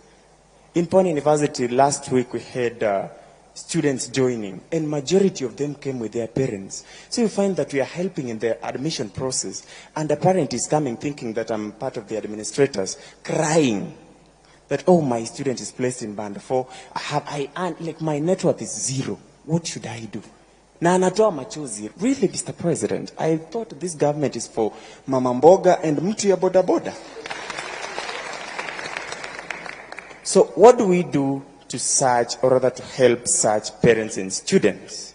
Number 3, you said that if students can propose better ideas to make this model work, then I'm a social scientist. I can offer one. Now that my wise colleague there said that we have so many bursary kits in different dockets, starting from the MCA up to the presidential, your office also has a bursary. I don't know if that is true, but you know it yourself. So if we can constitute it into one kit and make education completely free, or reduce the cost of programs, that will be very appropriate, and this model will work. Number 2, I asked myself, now who sits back and decides that now this program is going to cost this much? Who? I think the vice chancellors and you know better. Do we have a fixed figure that should be the lazima tu cost of the program? For example, medicine should cost this much, so we can reduce, right? So if we have a reduced cost of programs, and let's say, for example, you have those, maybe the impossibility of band 4 and 5 being done away with, now we have band 1, 2 to 5. We have students in band 1 paying nothing, band 2 paying nothing, band 3 paying something, band 4 paying something a little more than those in band 3, and band 5 paying that way this model will work. Mr. President, I can assure you. Thirdly, we've talked about the corruption in the institutions. We have this seat. Mtu akikwambia this seat costs $1 million. That's crazy. We have this thing called a procurement act or procurement something. Like each and everything has to be procured. We have those procurement officers. Those are the sources of corruption. Mr. President, if you have to do something, then start with doing away with those offices. How the hell can we have a seat here costing $1 million when we know the actual price? So can we have the procurement act done away with? Thank you, Mr. President. Thank you very much, my friend Omosh. Is that your name? Omosh? Omash? My name is Omar. Omar. Okay, Omar. Thank you. Let's take 2. I am informed that we are running behind time, but I will take 2 more. Yes, my sister? Okay, Kalen Karemi, the Vice Chair of the East African University. Mine is on what you have said about the private universities. For example, let me give you a case of myself. I studied in the village Ade school. Let me recognize the school St. James Kiarida. At that time, when I managed to get a C+ to join the university, but when I was going to apply through the COOPS, my C+ could only admit me to a private university. So you find most people the cluster point is high for the public universities. And yet, they will be, when they are going to apply, they will be placed in the private universities. And you have said you can't offer the scholarship. Right now, for me to pay the 19,000 that I'm paying in the private university I am, my parents are really struggling. That is for a fact. What if that parent of that student in the same case as mine, who is in a day school, is going to pay the same 80,000, 90,000? With that student manage, that the student can't manage, because the cluster point for the public university are that high. So what are you going to do about the cluster point? And then I'll go to question on the burden. We say, for example, a Maasai who stays at Narok. That person owns 100 cows. When I'm going to apply for that as where I studied in a day school, I'll be placed in band 1. Under 100, you sell that cow for 50,000. The net worth of that person is 5 million. And that person will be placed in band 1. Reason being, the person is from the Maasai. They are known for those people who doesn't have, sorry to say that. Sorry to say that. And yet, when that person doesn't have a KRA to feel about the parent when applying for the help or whatever, and yet that person net worth is 5 million, and that person will be placed at band 1. And then there's a case, someone from JKUAT said that person is earning 25K. Are we fair on that? Yes, that is my question on the cluster point and the... Thank you. Thank you, Karemi. I think we give this chance to a gentleman.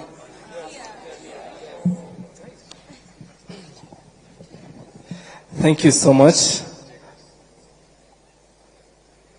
I'm Vincent Tarus, the president Moi University, and I'm also a finalist doing medicine and surgery.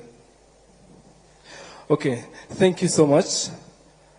Number one, Mr. President, I'm really not happy at how we were discussing figures of expensive courses.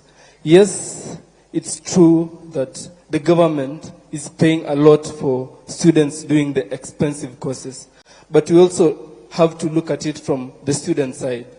And these are the figures. I'm going to use figures for a student doing dentistry.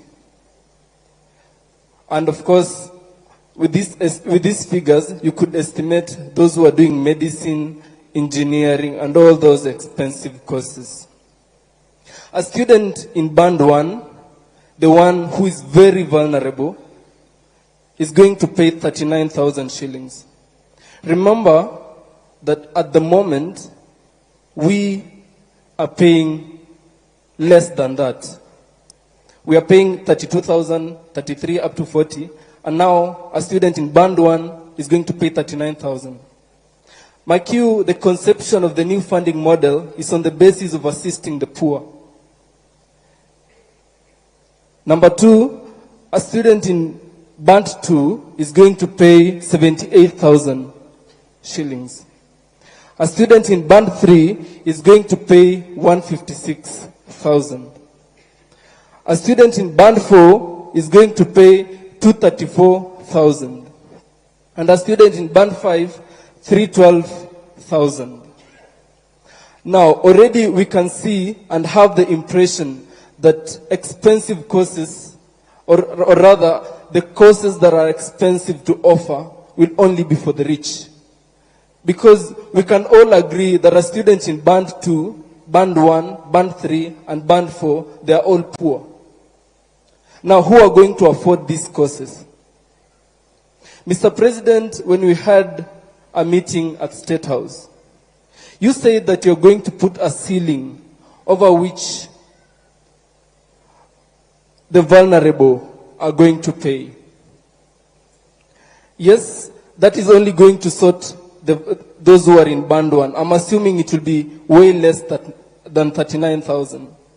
Now we have sorted those ones. What about the majority? Because Mr. President, the majority of students are in band 4 with a figure of 47%. If I can use figures of last year's group. These are the figures I got from HELB, that of 113,000 students who applied, 47% are in band 4. And I can use as a case in my school, Mr. President. We have students who, up to now, they were just allowed to do the exam without paying fees. But really, the truth is, they won't be able to pay these fees come end of year examinations. And what will be the fate of schools that we are so much trying to salvage? We are going to have so many dropouts, Mr. President. And these figures I'm using is for the School of Dentistry. Now we have the School of Engineering and the School of Medicine, the School of Nursing. I thank you, Professor, for the figures. But the figures are too high. And this dream is only going to be for the rich. Now, Mr. President, because we value consultation, I'm going to propose an affirmative action that we have to scrap off the idea that these courses are for the rich. If these courses were for the rich, Mr. President, I don't think you'll be standing there where you are right now. And I don't think all these dignitaries will be seated there where they are right now if these courses were for the rich. Now, allow me to propose an affirmative action that we give more scholarship to these courses so that everyone can be able to afford. The children of the peasant farmers, the children of the poor, the mamamboga, that this administration was built in, allow us to have something, allow them an ability to dream of these courses and pursue them.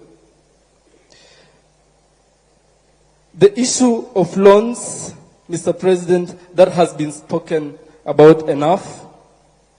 The reason why we are rejecting this new funding model, Mr. President, is because we feel the burden of loans on our backs at the moment. I could only imagine those who would join after us and the generations to come. Yes, you said, Mr. President, that it is better to have loans and educated than not having loans and educated, and not having loans and non-educated. But those are not the two options that we have, Mr. President. We can have a discussion of how we can balance both so that we can come up with a system that values everyone, a system that accommodates everyone. And until then, Mr. President, allow me to reject this new funding model respectfully. Thank you very much, Mr. Tarus. I don't know. Let me answer those questions. I think they are quite a buffet. Mr. President, I've been given one last concern. Okay, it reads, yes. Please, okay, the issue of student independence and admin stepping on student leaders. I think this is addressed to all our vice chancellors, the management of our schools. Kindly allow student leaders to run the activities with the autonomy that they deserve. Thank you so much. Thank you very much, Mr. Tarus. Let me start with Mungezi from Murang'a University. I think, she suggested that why don't we consolidate all bursaries? The ones for the MCA, Member of Parliament, Women Rep, Governor. Somebody suggested that I have some bursary. I don't have, just for the record, I don't have any bursary kitty. In fact, when I was Minister for Higher Education, there was a bursary at the ministry. And that bursary used to benefit people who have connection. The CEO of Help then knows. I said that bursary should be transferred. It used to be 100 million shillings every year. I said that bursary should be transferred to Higher Education Loans Board. In fact, it is the money that began the capitation and scholarship for our TVET institutions. I agree with you that it's a positive proposition. It is something that we need to have a conversation about.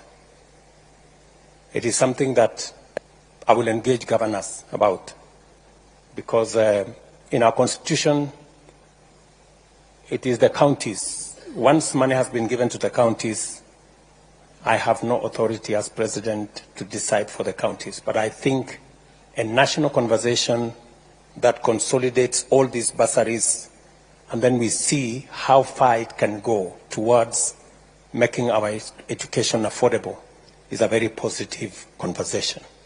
I am ready to engage in that conversation and provide leadership in that conversation.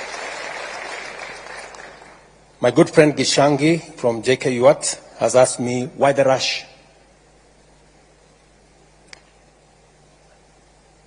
I am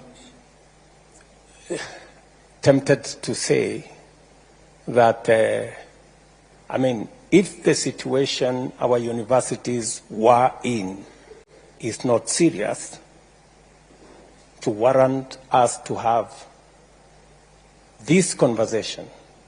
And by the way, it took 6 months to 8 months of a conversation with different professionals. It was not something that it was over one night or a weekend or a week. It is something that was very clearly thought out.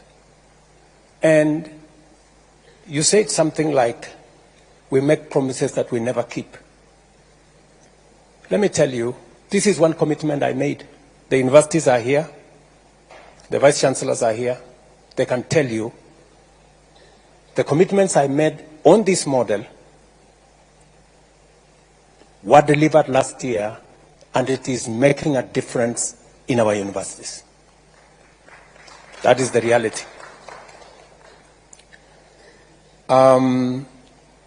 You did say that corruption is a big problem, and I agree with you 100%.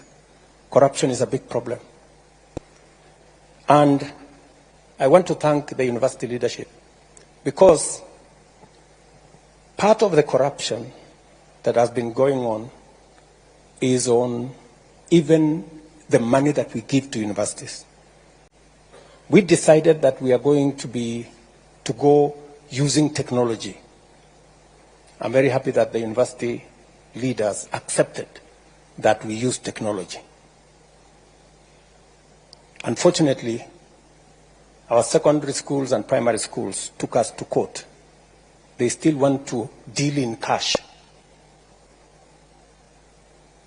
And I know we lose a lot of money there. Corruption is something we must deal with it firmly. I have made proposals on what we should do as a nation. I have had conversations with the Chief Justice. I have had conversations with the leadership of Parliament on what we need to do on legislation to make sure that we deal with corruption. But we can also, corruption is not just about jailing people. It is about putting systems in place that make sure that corruption doesn't happen.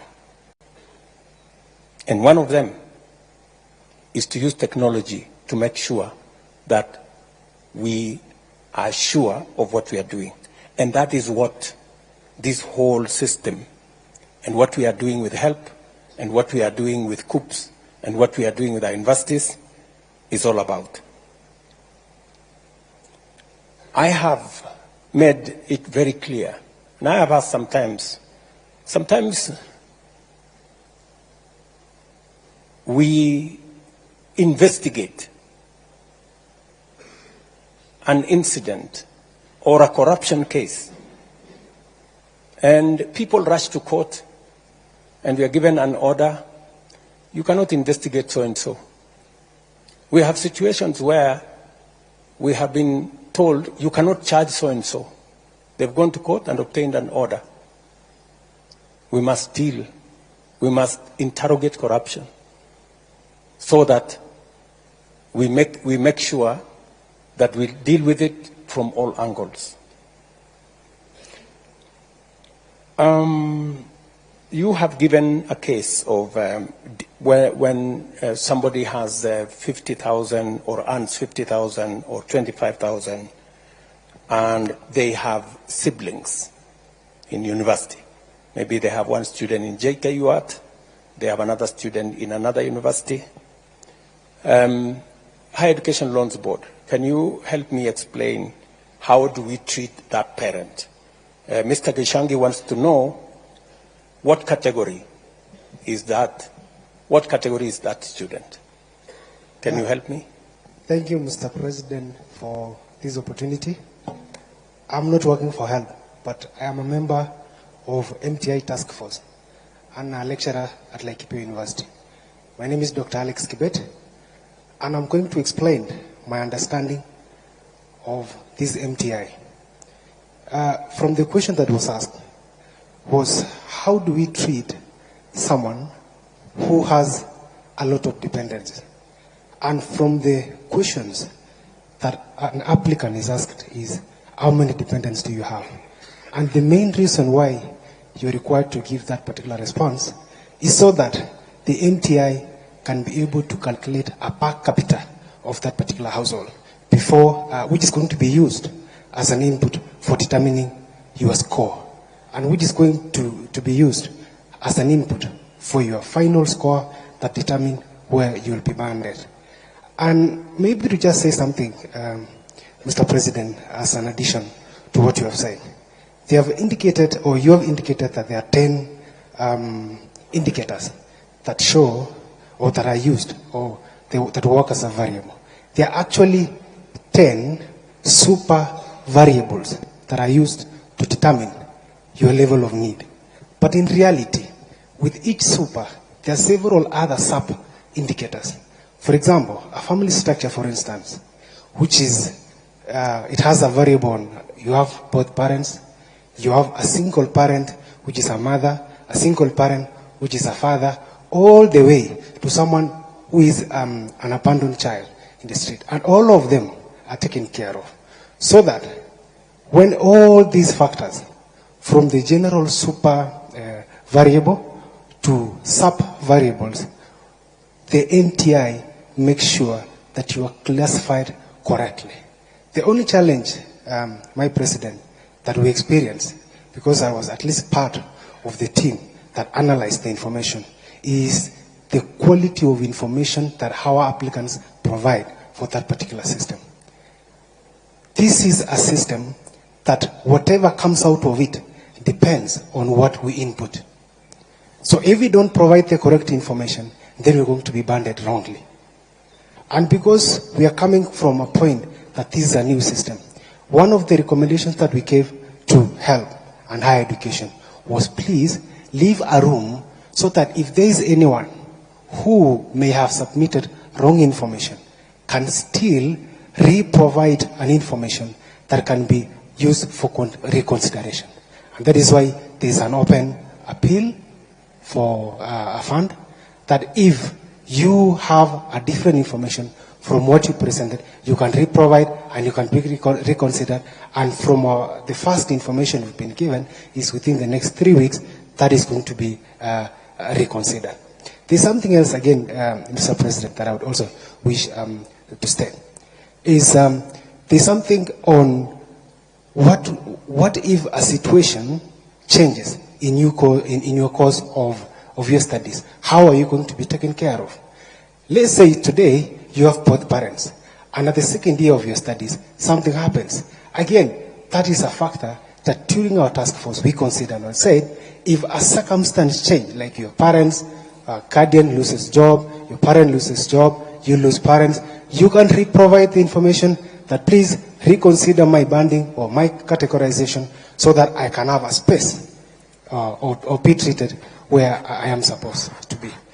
There are some other small recommendations that we have suggested to them, and we hope they are going to work. Thank you, Mr. President. Thank you. Do you have anything useful to add, Mr. Kingori? No, Your Excellency. I think Dr. Kibet has said it well. Okay, thank you very much. So I think that is the information, Mr. Gishangi. You have also told me that there are people who masquerade as representative of students.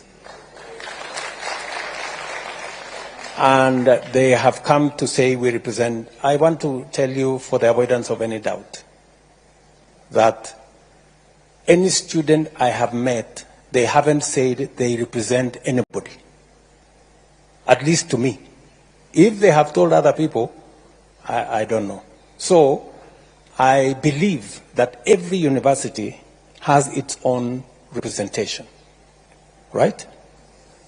And I have heard everybody here who has spoken, they have said, I am president of this college, vice president of that college. I have not heard anybody here saying, I am the president of all the universities. Or maybe I didn't, maybe it escaped my thinking, my listening. So I don't think there is anybody who has come to me to say they represent all the students of the universities. And if you are asking me that you want a representative body of all the students, that is a conversation I'm willing to have.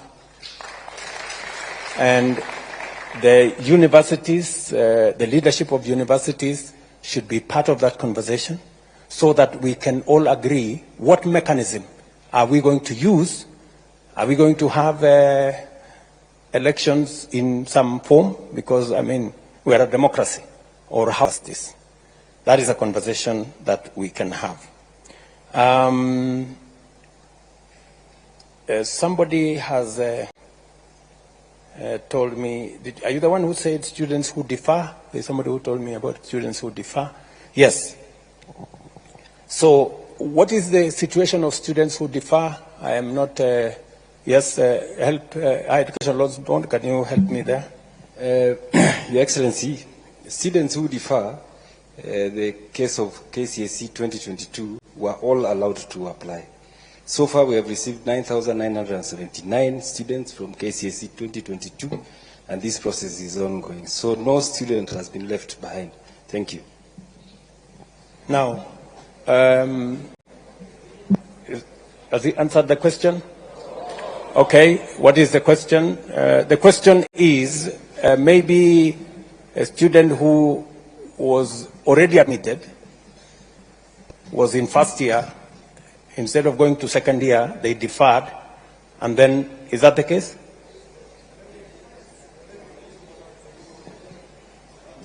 Okay, which model? Are they coming? Okay, I think what the question is, those ones who you are now considering, are you considering them under the old model or are you considering them under the new model?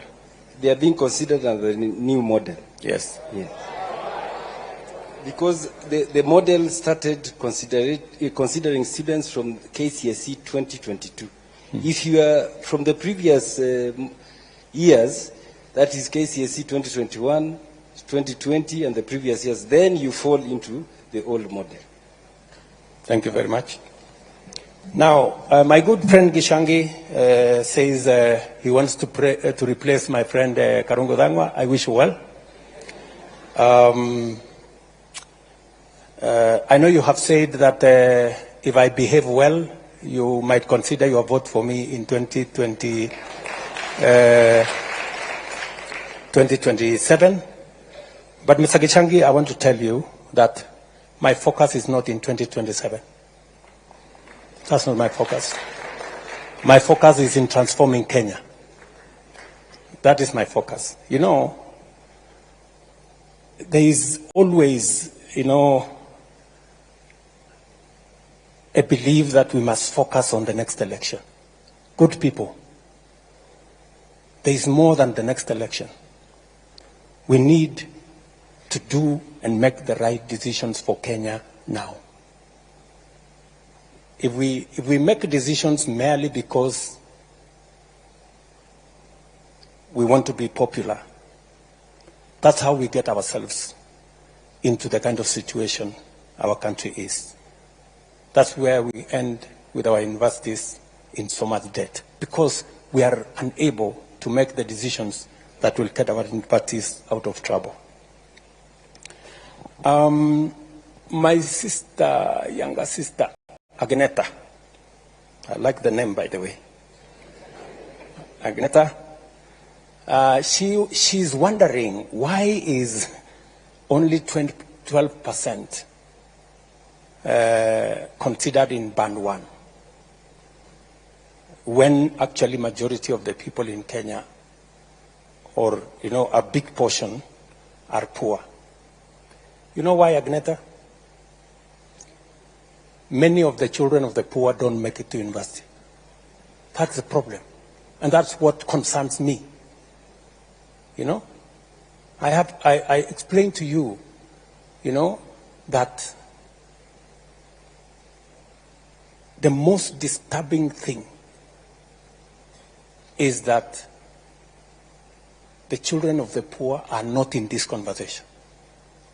And that is why, and it really bothers me, that is why I made the decision that I am going to hire the largest number of teachers. I am going to put more money, invest more money in those schools where the children of the poor are, so that we give them an equal chance for them to be part of this conversation. I know it's not a very popular thing, but that's the correct position. That's why I'm going to hire another 20,000 teachers, God willing, by the end of this year. The same way I hired the 56,000, to send them to all these day schools and schools in those rural areas and all those day schools, to make sure that the children of the poor also make it to get to the university, so that they can come and sit here and have this conversation with the rest of us. That's my position. Let me also say the following. You have told me, and I agree, you're very sympathetic to my case, that we have said, let the students be admitted. Let all the students be admitted, even as we sort out the issues of how much they are going to pay, how much the households are going to pay. And we have said that, recognizing that it is something we must do. You have said, how then are the universities going to pay? If the students don't pay, if the households don't pay, how will the universities survive? How will they pay for the essentials? Agneta, we are going to give money to our universities, because we are giving money on scholarships from by government, even as parents sort themselves out as to whether they are in band 1, band 2, band 3, and the appeals and what have you. As that is going on, we are going to support the universities to make sure that the courses and learning continues from the government support that comes as scholarship, and also from our Higher Education Loans Board, and they are here. They are going to be forwarding the money that is on the loans aspects to the universities as well. So that's how we are going to support the universities. You have said something about there are some situations that marriages break, and I think the two gentlemen have already answered that question, that if your situation changes along the way, you are free to bring back your new status so that you can be reconsidered accordingly.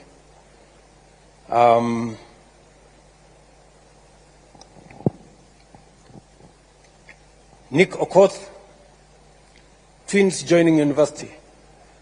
Higher Education Loans Board, if we have twins joining university, what is the situation?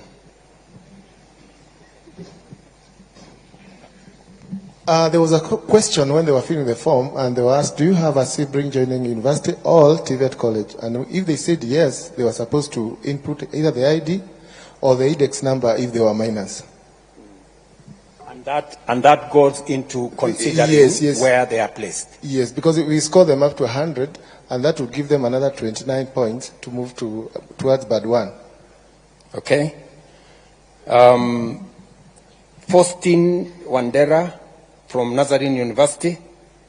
You told me that you feel the universities are being... I have tried to explain that the private universities have sponsors, they have endowment funds, they have scholarships from different other avenues, and considering that we also know that there are students there who deserve support from government, we have made the same loans available to students going to public be available also to students in private universities. I'm very happy that you have ideas on how we can make the scholarship work. I am willing to listen to those ideas. I know you have invited me to some form of harambe or something. I think we have since said we should abolish harambes or something. We are on the way there. So, or maybe you are suggesting that some private sponsorship of students in the university. That one, you can take it up with me offline. It cannot be a conversation here. We can have a conversation in another place. Omar, sorry. Omar, it looks like he has left. Oh, you're there. Okay, you put on you put on a different outfit. Intra-school transfers. Omar says there are students who maybe because they are not sure of how things are, they apply for one course, and then when they get to the university, they want to change their courses, and in the process, they get lost somewhere, and their issues are not sorted out. Higher Education Loans Board, again, can you help me with that situation? Why does it take so long when students change courses and they are approved by the universities? Your Excellency, what would happen is that the list of the students who have transferred will be forwarded to COOPS for validation, and after COOPS validates that they have transferred to a program they qualify for, then they would upload in our portal, and our system would pick it. So maybe that lag can take a month or so, and that could be affecting the students. But we are going to improve this year. We are going to talk with COOPS so that we can improve that process. When you say we're going to improve that process, Omar would want to know, it now takes a month. He says it takes 3 months. What are you estimating that it's going to take? Are you able to give us a shorter time frame, or we give you time to think about it? I think it's even engineering has been done where COOPS, I'm sorry, I'm talking on behalf of COOPS, have availed the transfer module to the universities. I don't know whether the Vice Chancellors can confirm that. So now you don't have to send documents to COOPS. The Vice Chancellors will log in and effect the transfer there, and they validate in real time. as a way of managing that losing of time. Yes, sir. Can a Vice Chancellor confirm whether that is the case, one who has experienced such a case? Where is the Vice Chancellor? Can, yes, there is a mic behind you. Your Excellency, my name is Professor Biambo, Vice Chancellor, Meru University. I would like to confirm that that is true. We can now transfer online and it's done real time. Thank you very much. Thank you very much. Why should the whole fee reflect instead of the household? Just hold on, Omar. I'm still answering your questions. Just tuliza boli kidogo. Omar is asking why should the whole fee reflect? All he wants is the fee to reflect on what the household is supposed to contribute. I think initially the letters that went out had the full fee, the cost of the course, and that is what brought a lot of confusion. The ministry then instructed, and I think the PS can speak to this. Yes, PS.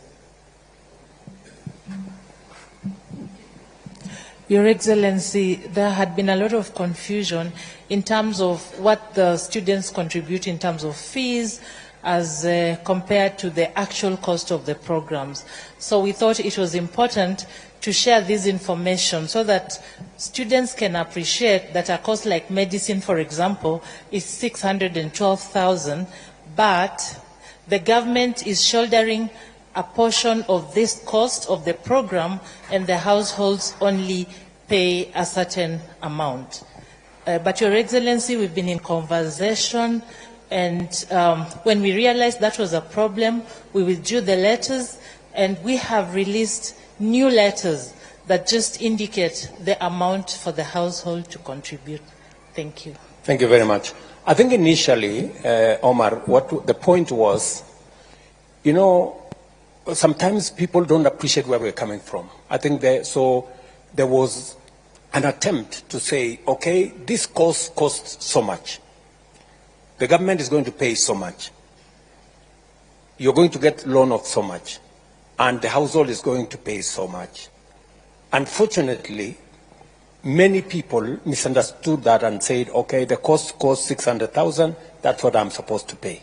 And that's what brought confusion. So I think subsequently the letters were withdrawn, and now it's only showing what the household is supposed to contribute. You have said about Naivasha that there was a problem in Naivasha, that you guys were in Naivasha, and I think there were some agreements that maybe were misrepresented.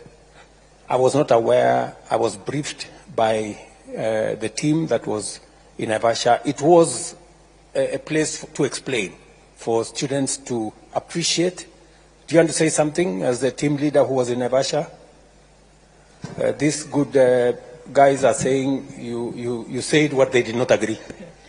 Your Excellency, one of the issues they raised is that they wanted the MTI reviewed, and that's why we put in place the task force in which we have representatives from the Higher Education Loans Board, Universities Fund, Vice Chancellors, as well as lecturers with specialist expertise, and they have been working on that MTI. So one of the issues that should be very clear is that we do not usually use the raw scores. So if, for example, you have 9 dependents, or 5, or 2, or 3, all of these have a weight. And that weight is usually determined by a very random group.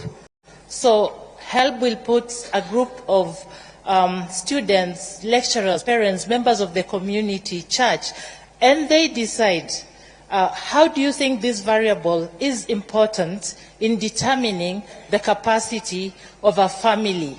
And so these weights are then looked at scientifically, and in the end, all of these are put into a composite kind of variable that is determined with a mathematical model. And we have all of this. It will be published so that all the stakeholders can look at it and tell us where they think this model can be improved. So that is some of the work that we started undertaking after the Naivasha retreat. Thank you very much. So there was some input from Naivasha on how to take this forward. The other issue that has been, who decides how much it costs? These are empirical figures. It is not somebody from the blues who says this costs so much. There is a calculation of the input into the cost. The vice chancellors here are with the leadership of the universities. They know how to determine how much which course costs. Can one of the vice chancellors help me with how you arrive at the cost of a course? Professor Odhiambo, again. Thank you very much. When a student comes to university, say to do medicine or engineering, look at a course like Introduction to Electronic Engineering, then you'll have to put a teacher that is going to teach that course. And you'll have to compute how much you are going to pay that teacher, maybe within 45 or 50 hours. There will be a technologist, a technician. Again, you'll pay that person. There will be the need of equipment that are going to be used. You'll have to cost them. The students will go for practicum or practica. They'll go for industry experience, and the teachers will have to follow them. You have to cost all this. Of course, there are other things like the electricity and all the rest. Now, the sum total of this will inform you the cost of running that course. And that is how we get, now for that engineering, perhaps there are 15 units in a year or in a semester. So once you get all that, you have the total cost. Maybe it comes to 280, maybe it comes to 612, maybe it comes to, like it is a financial mathematician who was there, maybe it comes to around 275,000 for financial engineering. That's how you get it, and that's what now become the cost of that program. Thank you, sir. So there is an empirical determination of these courses and how much it costs, and we just have to be realistic to it, that is what it is. There is no benefit in assuming that this course costs so much just by assumption. It has to be calculated and it has to be determined scientifically. Cluster points for private and public universities, my small sister here, Karen, said that some of the cluster points for public universities are a bit high. So sometimes you end up in a private university, which I don't know whether you applied for or you did not. Maybe you did not apply for.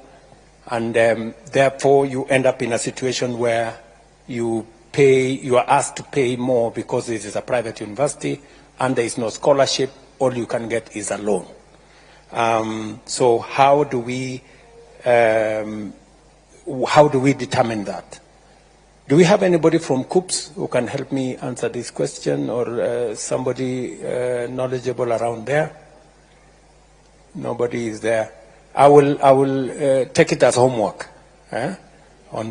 Yes, maybe my peers there can help me. Professor Mugendi is the chair of that cluster work at the COOPS, so he can speak to the cutoff points.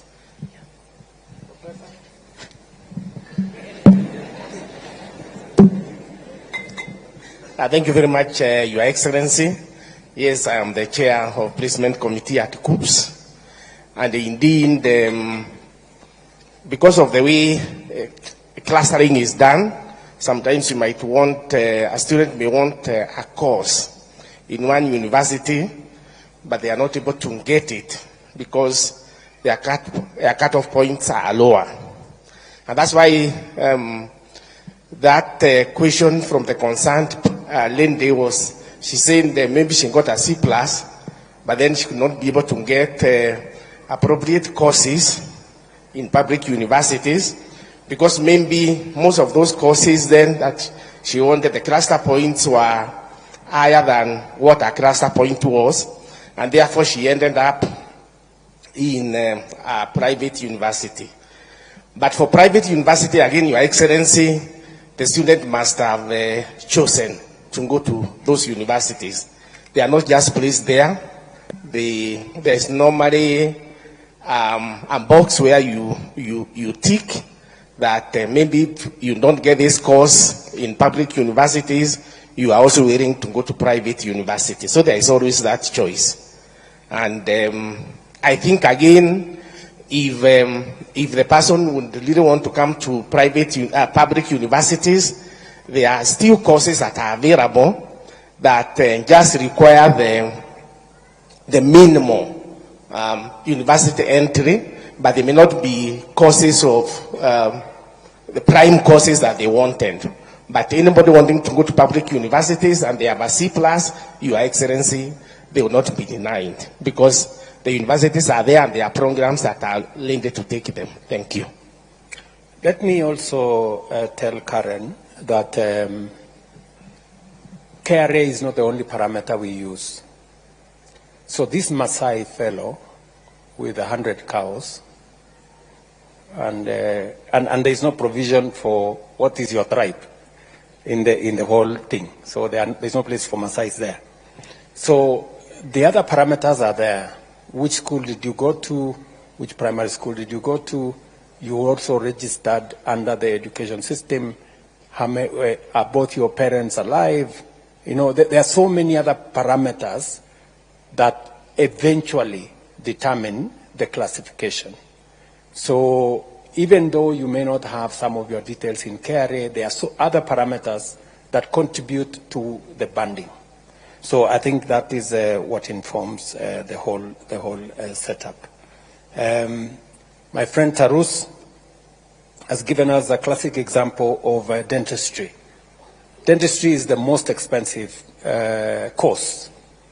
I don't know why you chose the most expensive course. To make your point, I guess, that this dentistry is a course that we have, universities have said it costs 730-something thousand. So this is a course that is fairly expensive because of all the reasons that we've been told by Professor Odhiambo there, the delivery of the course. And what are we going to do to make sure that we don't lock out children from vulnerable backgrounds from this course? We have to strike a balance between teaching the course at all, because we actually run the risk, Mr. Tarus. If we continue the way we are continuing, we run the risk of not teaching that course at all, or having a half-baked dentist, because we have made him to pass exams, and yet we haven't trained him enough. So that's a balance we have to strike. And you remember when we engaged, I told you this is an area of improvement that we may consider.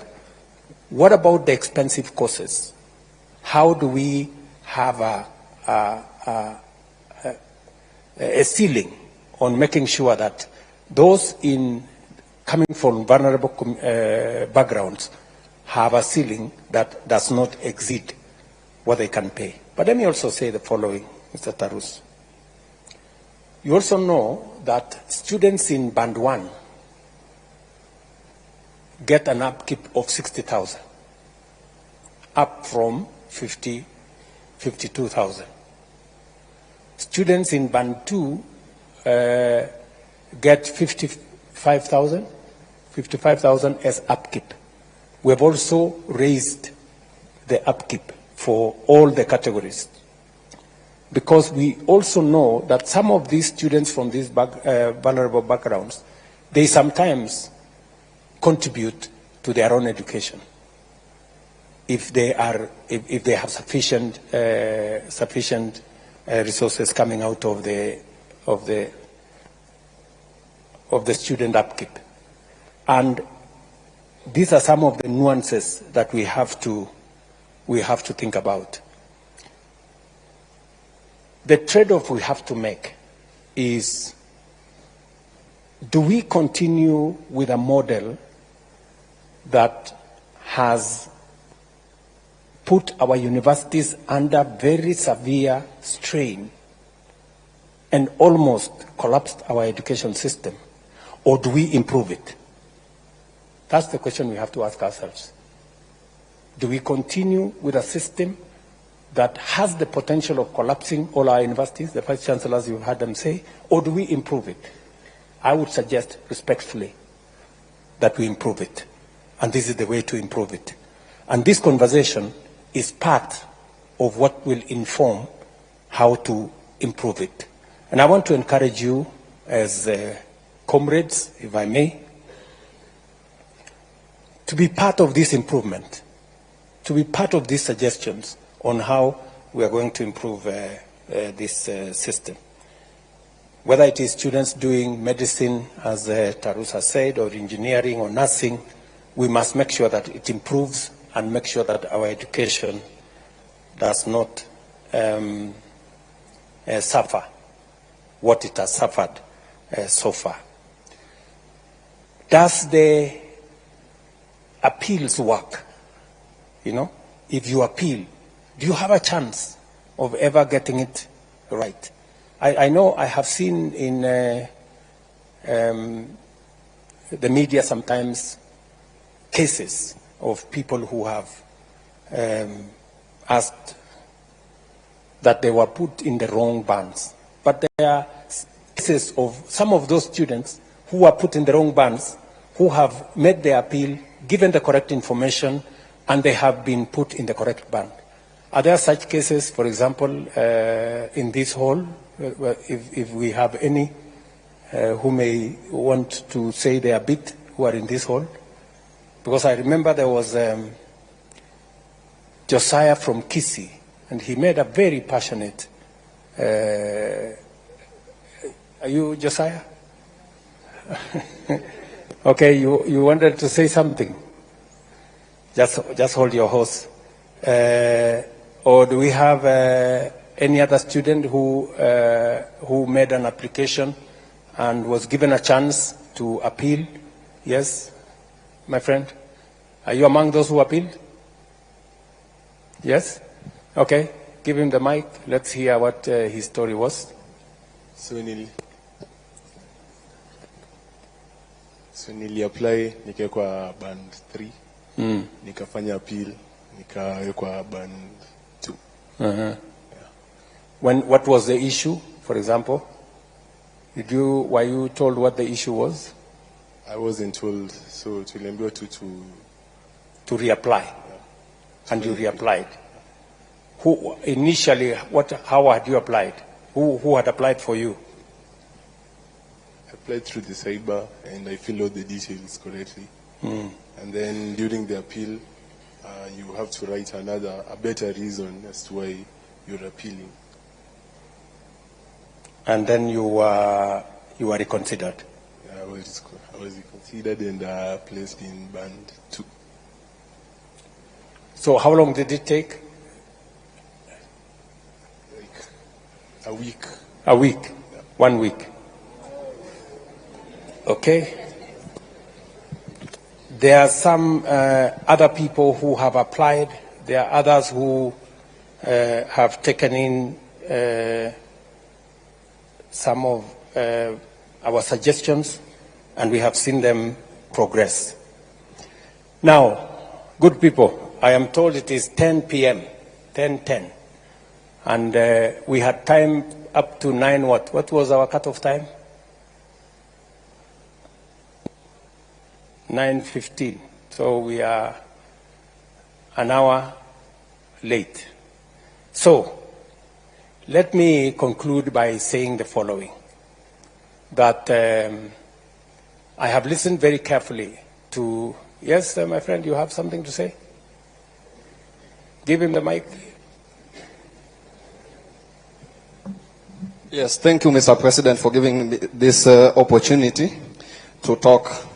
So my question was about my institution there at TUK. So when you were coming to launch the S block at the Technical University of Kenya, you told us that there was the land that is behind the Kenya Poly, that is the Technical University of Kenya. You told us that that land belongs to us, and nowadays I see that land is used as a parking space by some people we don't even understand. So kindly can you clarify how that land went? Because we will occupy that land as from tomorrow. Thank you. Thank you very much. Vice Chancellor, I think we have the Vice Chancellor of TUK here. Can you confirm what the situation is with that piece? Vice Chancellor. Thank you, Your Excellency.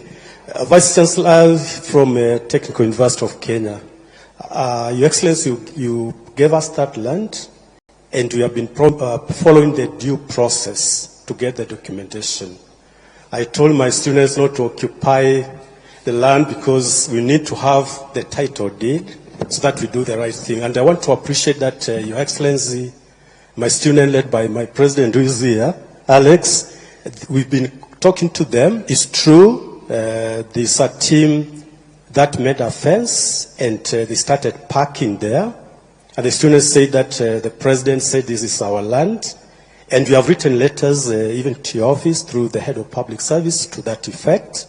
And we are waiting to get the response. So kindly don't occupy. We are going to get the title deed so that we do it right in the right way. Where is the CS for education? Is Machogu, my friend is my friend Julius here? Julius, you have an assignment. Please make sure that you talk with your colleague at the Ministry of Lands to make sure that that piece of land is, justice is done, and that my good friend doesn't have to go to occupy.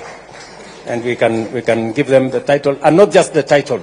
We can actually, using our housing fund facility, we can help them put up some hostels if that is what the university wants. So I'm sorry that we have to call it a day because it is okay. Let me end with this girl. She has really put up a strong case. All protocols observed, itikati zote zikiwa zimezingatiwa. My name is Honorable Sang Linda Chepkoech from the Strathmore Law School. And Mr. President, I must put down my book to say something. It has always been my dream to meet the president. And today I've met you, but keep quiet, I want to say something. Mr. President, when you entered this hall, I was watching your steps. And when we came in here, we could see there are seats that are white. You've worn, beginning from your coat, you've worn white, and at the end, it's white. So from far, starting point, and to the end, you are wearing all white. Mr. President, it means peace. Please, look into this new funding model. Mr. President, look into it 3 times, look into it, and ensure it favors everyone. Most of us here are from vulnerable backgrounds. We are just in some schools because of purposes and because of our mouths. Mr. President, look into it. Please, Mr. President. Thank you. Thank you very much, my dear. Thank you. So I think let us let's leave it there. I know the ladies want to say something, but because of time, what maybe we could agree on a way forward. And let me suggest one, that this has been a very healthy conversation. I must say that you have enriched my thinking. You have given ideas that give a suggestion on the way forward. I value every suggestion that has been made here. Many people here have given suggestions on how we can make it better. My good friend Junior here said that let us improve on what has been there, make it better, so that our universities can can move forward and all the students can look at the model positively. You have said that there are certain reconsiderations that have to be made. We have all the vice chancellors here, majority of them. We have my staff from the Ministry of Education. We have people from Higher Education Loans Board. We will take into account the issues you have raised. Beyond the funding model, you have told me about matters to do with fighting corruption. You have told me about how we create better representation for students in our universities. You have told me about all the other issues. They are very important issues to me, and I will look into those issues. Let me propose a round of applause for all those who gave wonderful suggestions. Tuwapige makofi. And to all the good guys who attended this, and forgive me those who did not have a chance to speak. I will make another occasion available for us to be able to engage on this model again. Asanteni sana. I wish you well. Take my greetings to your comrades and colleagues in your universities. And I wish you well and see you soon. Asante sana. Why don't we put our hands together for His Excellency? Please, let's give him a round of applause. That's almost quite a number of hours right there. Your Excellency, thank you very much. I'll request that now we be upstanding as we allow His Excellency to exit. But I'll request all students, please maintain your position. Please remain where you are, even after His Excellency has exited.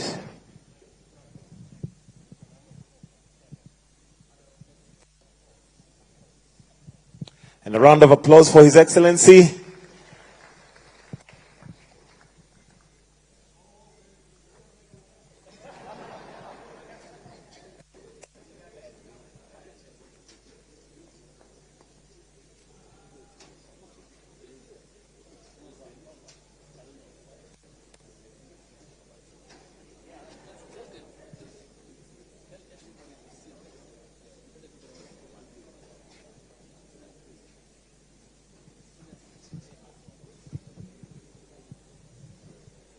Students, please don't leave.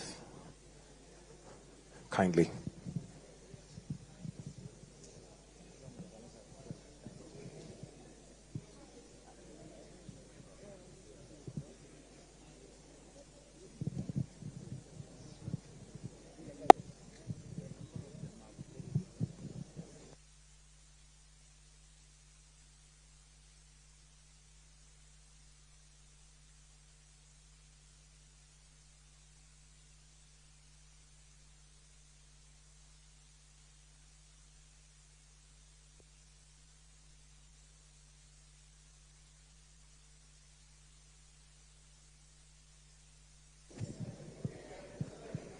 Students, a reminder, please let's maintain our position. Don't leave. Even after His Excellency has exited, kindly let's stay back.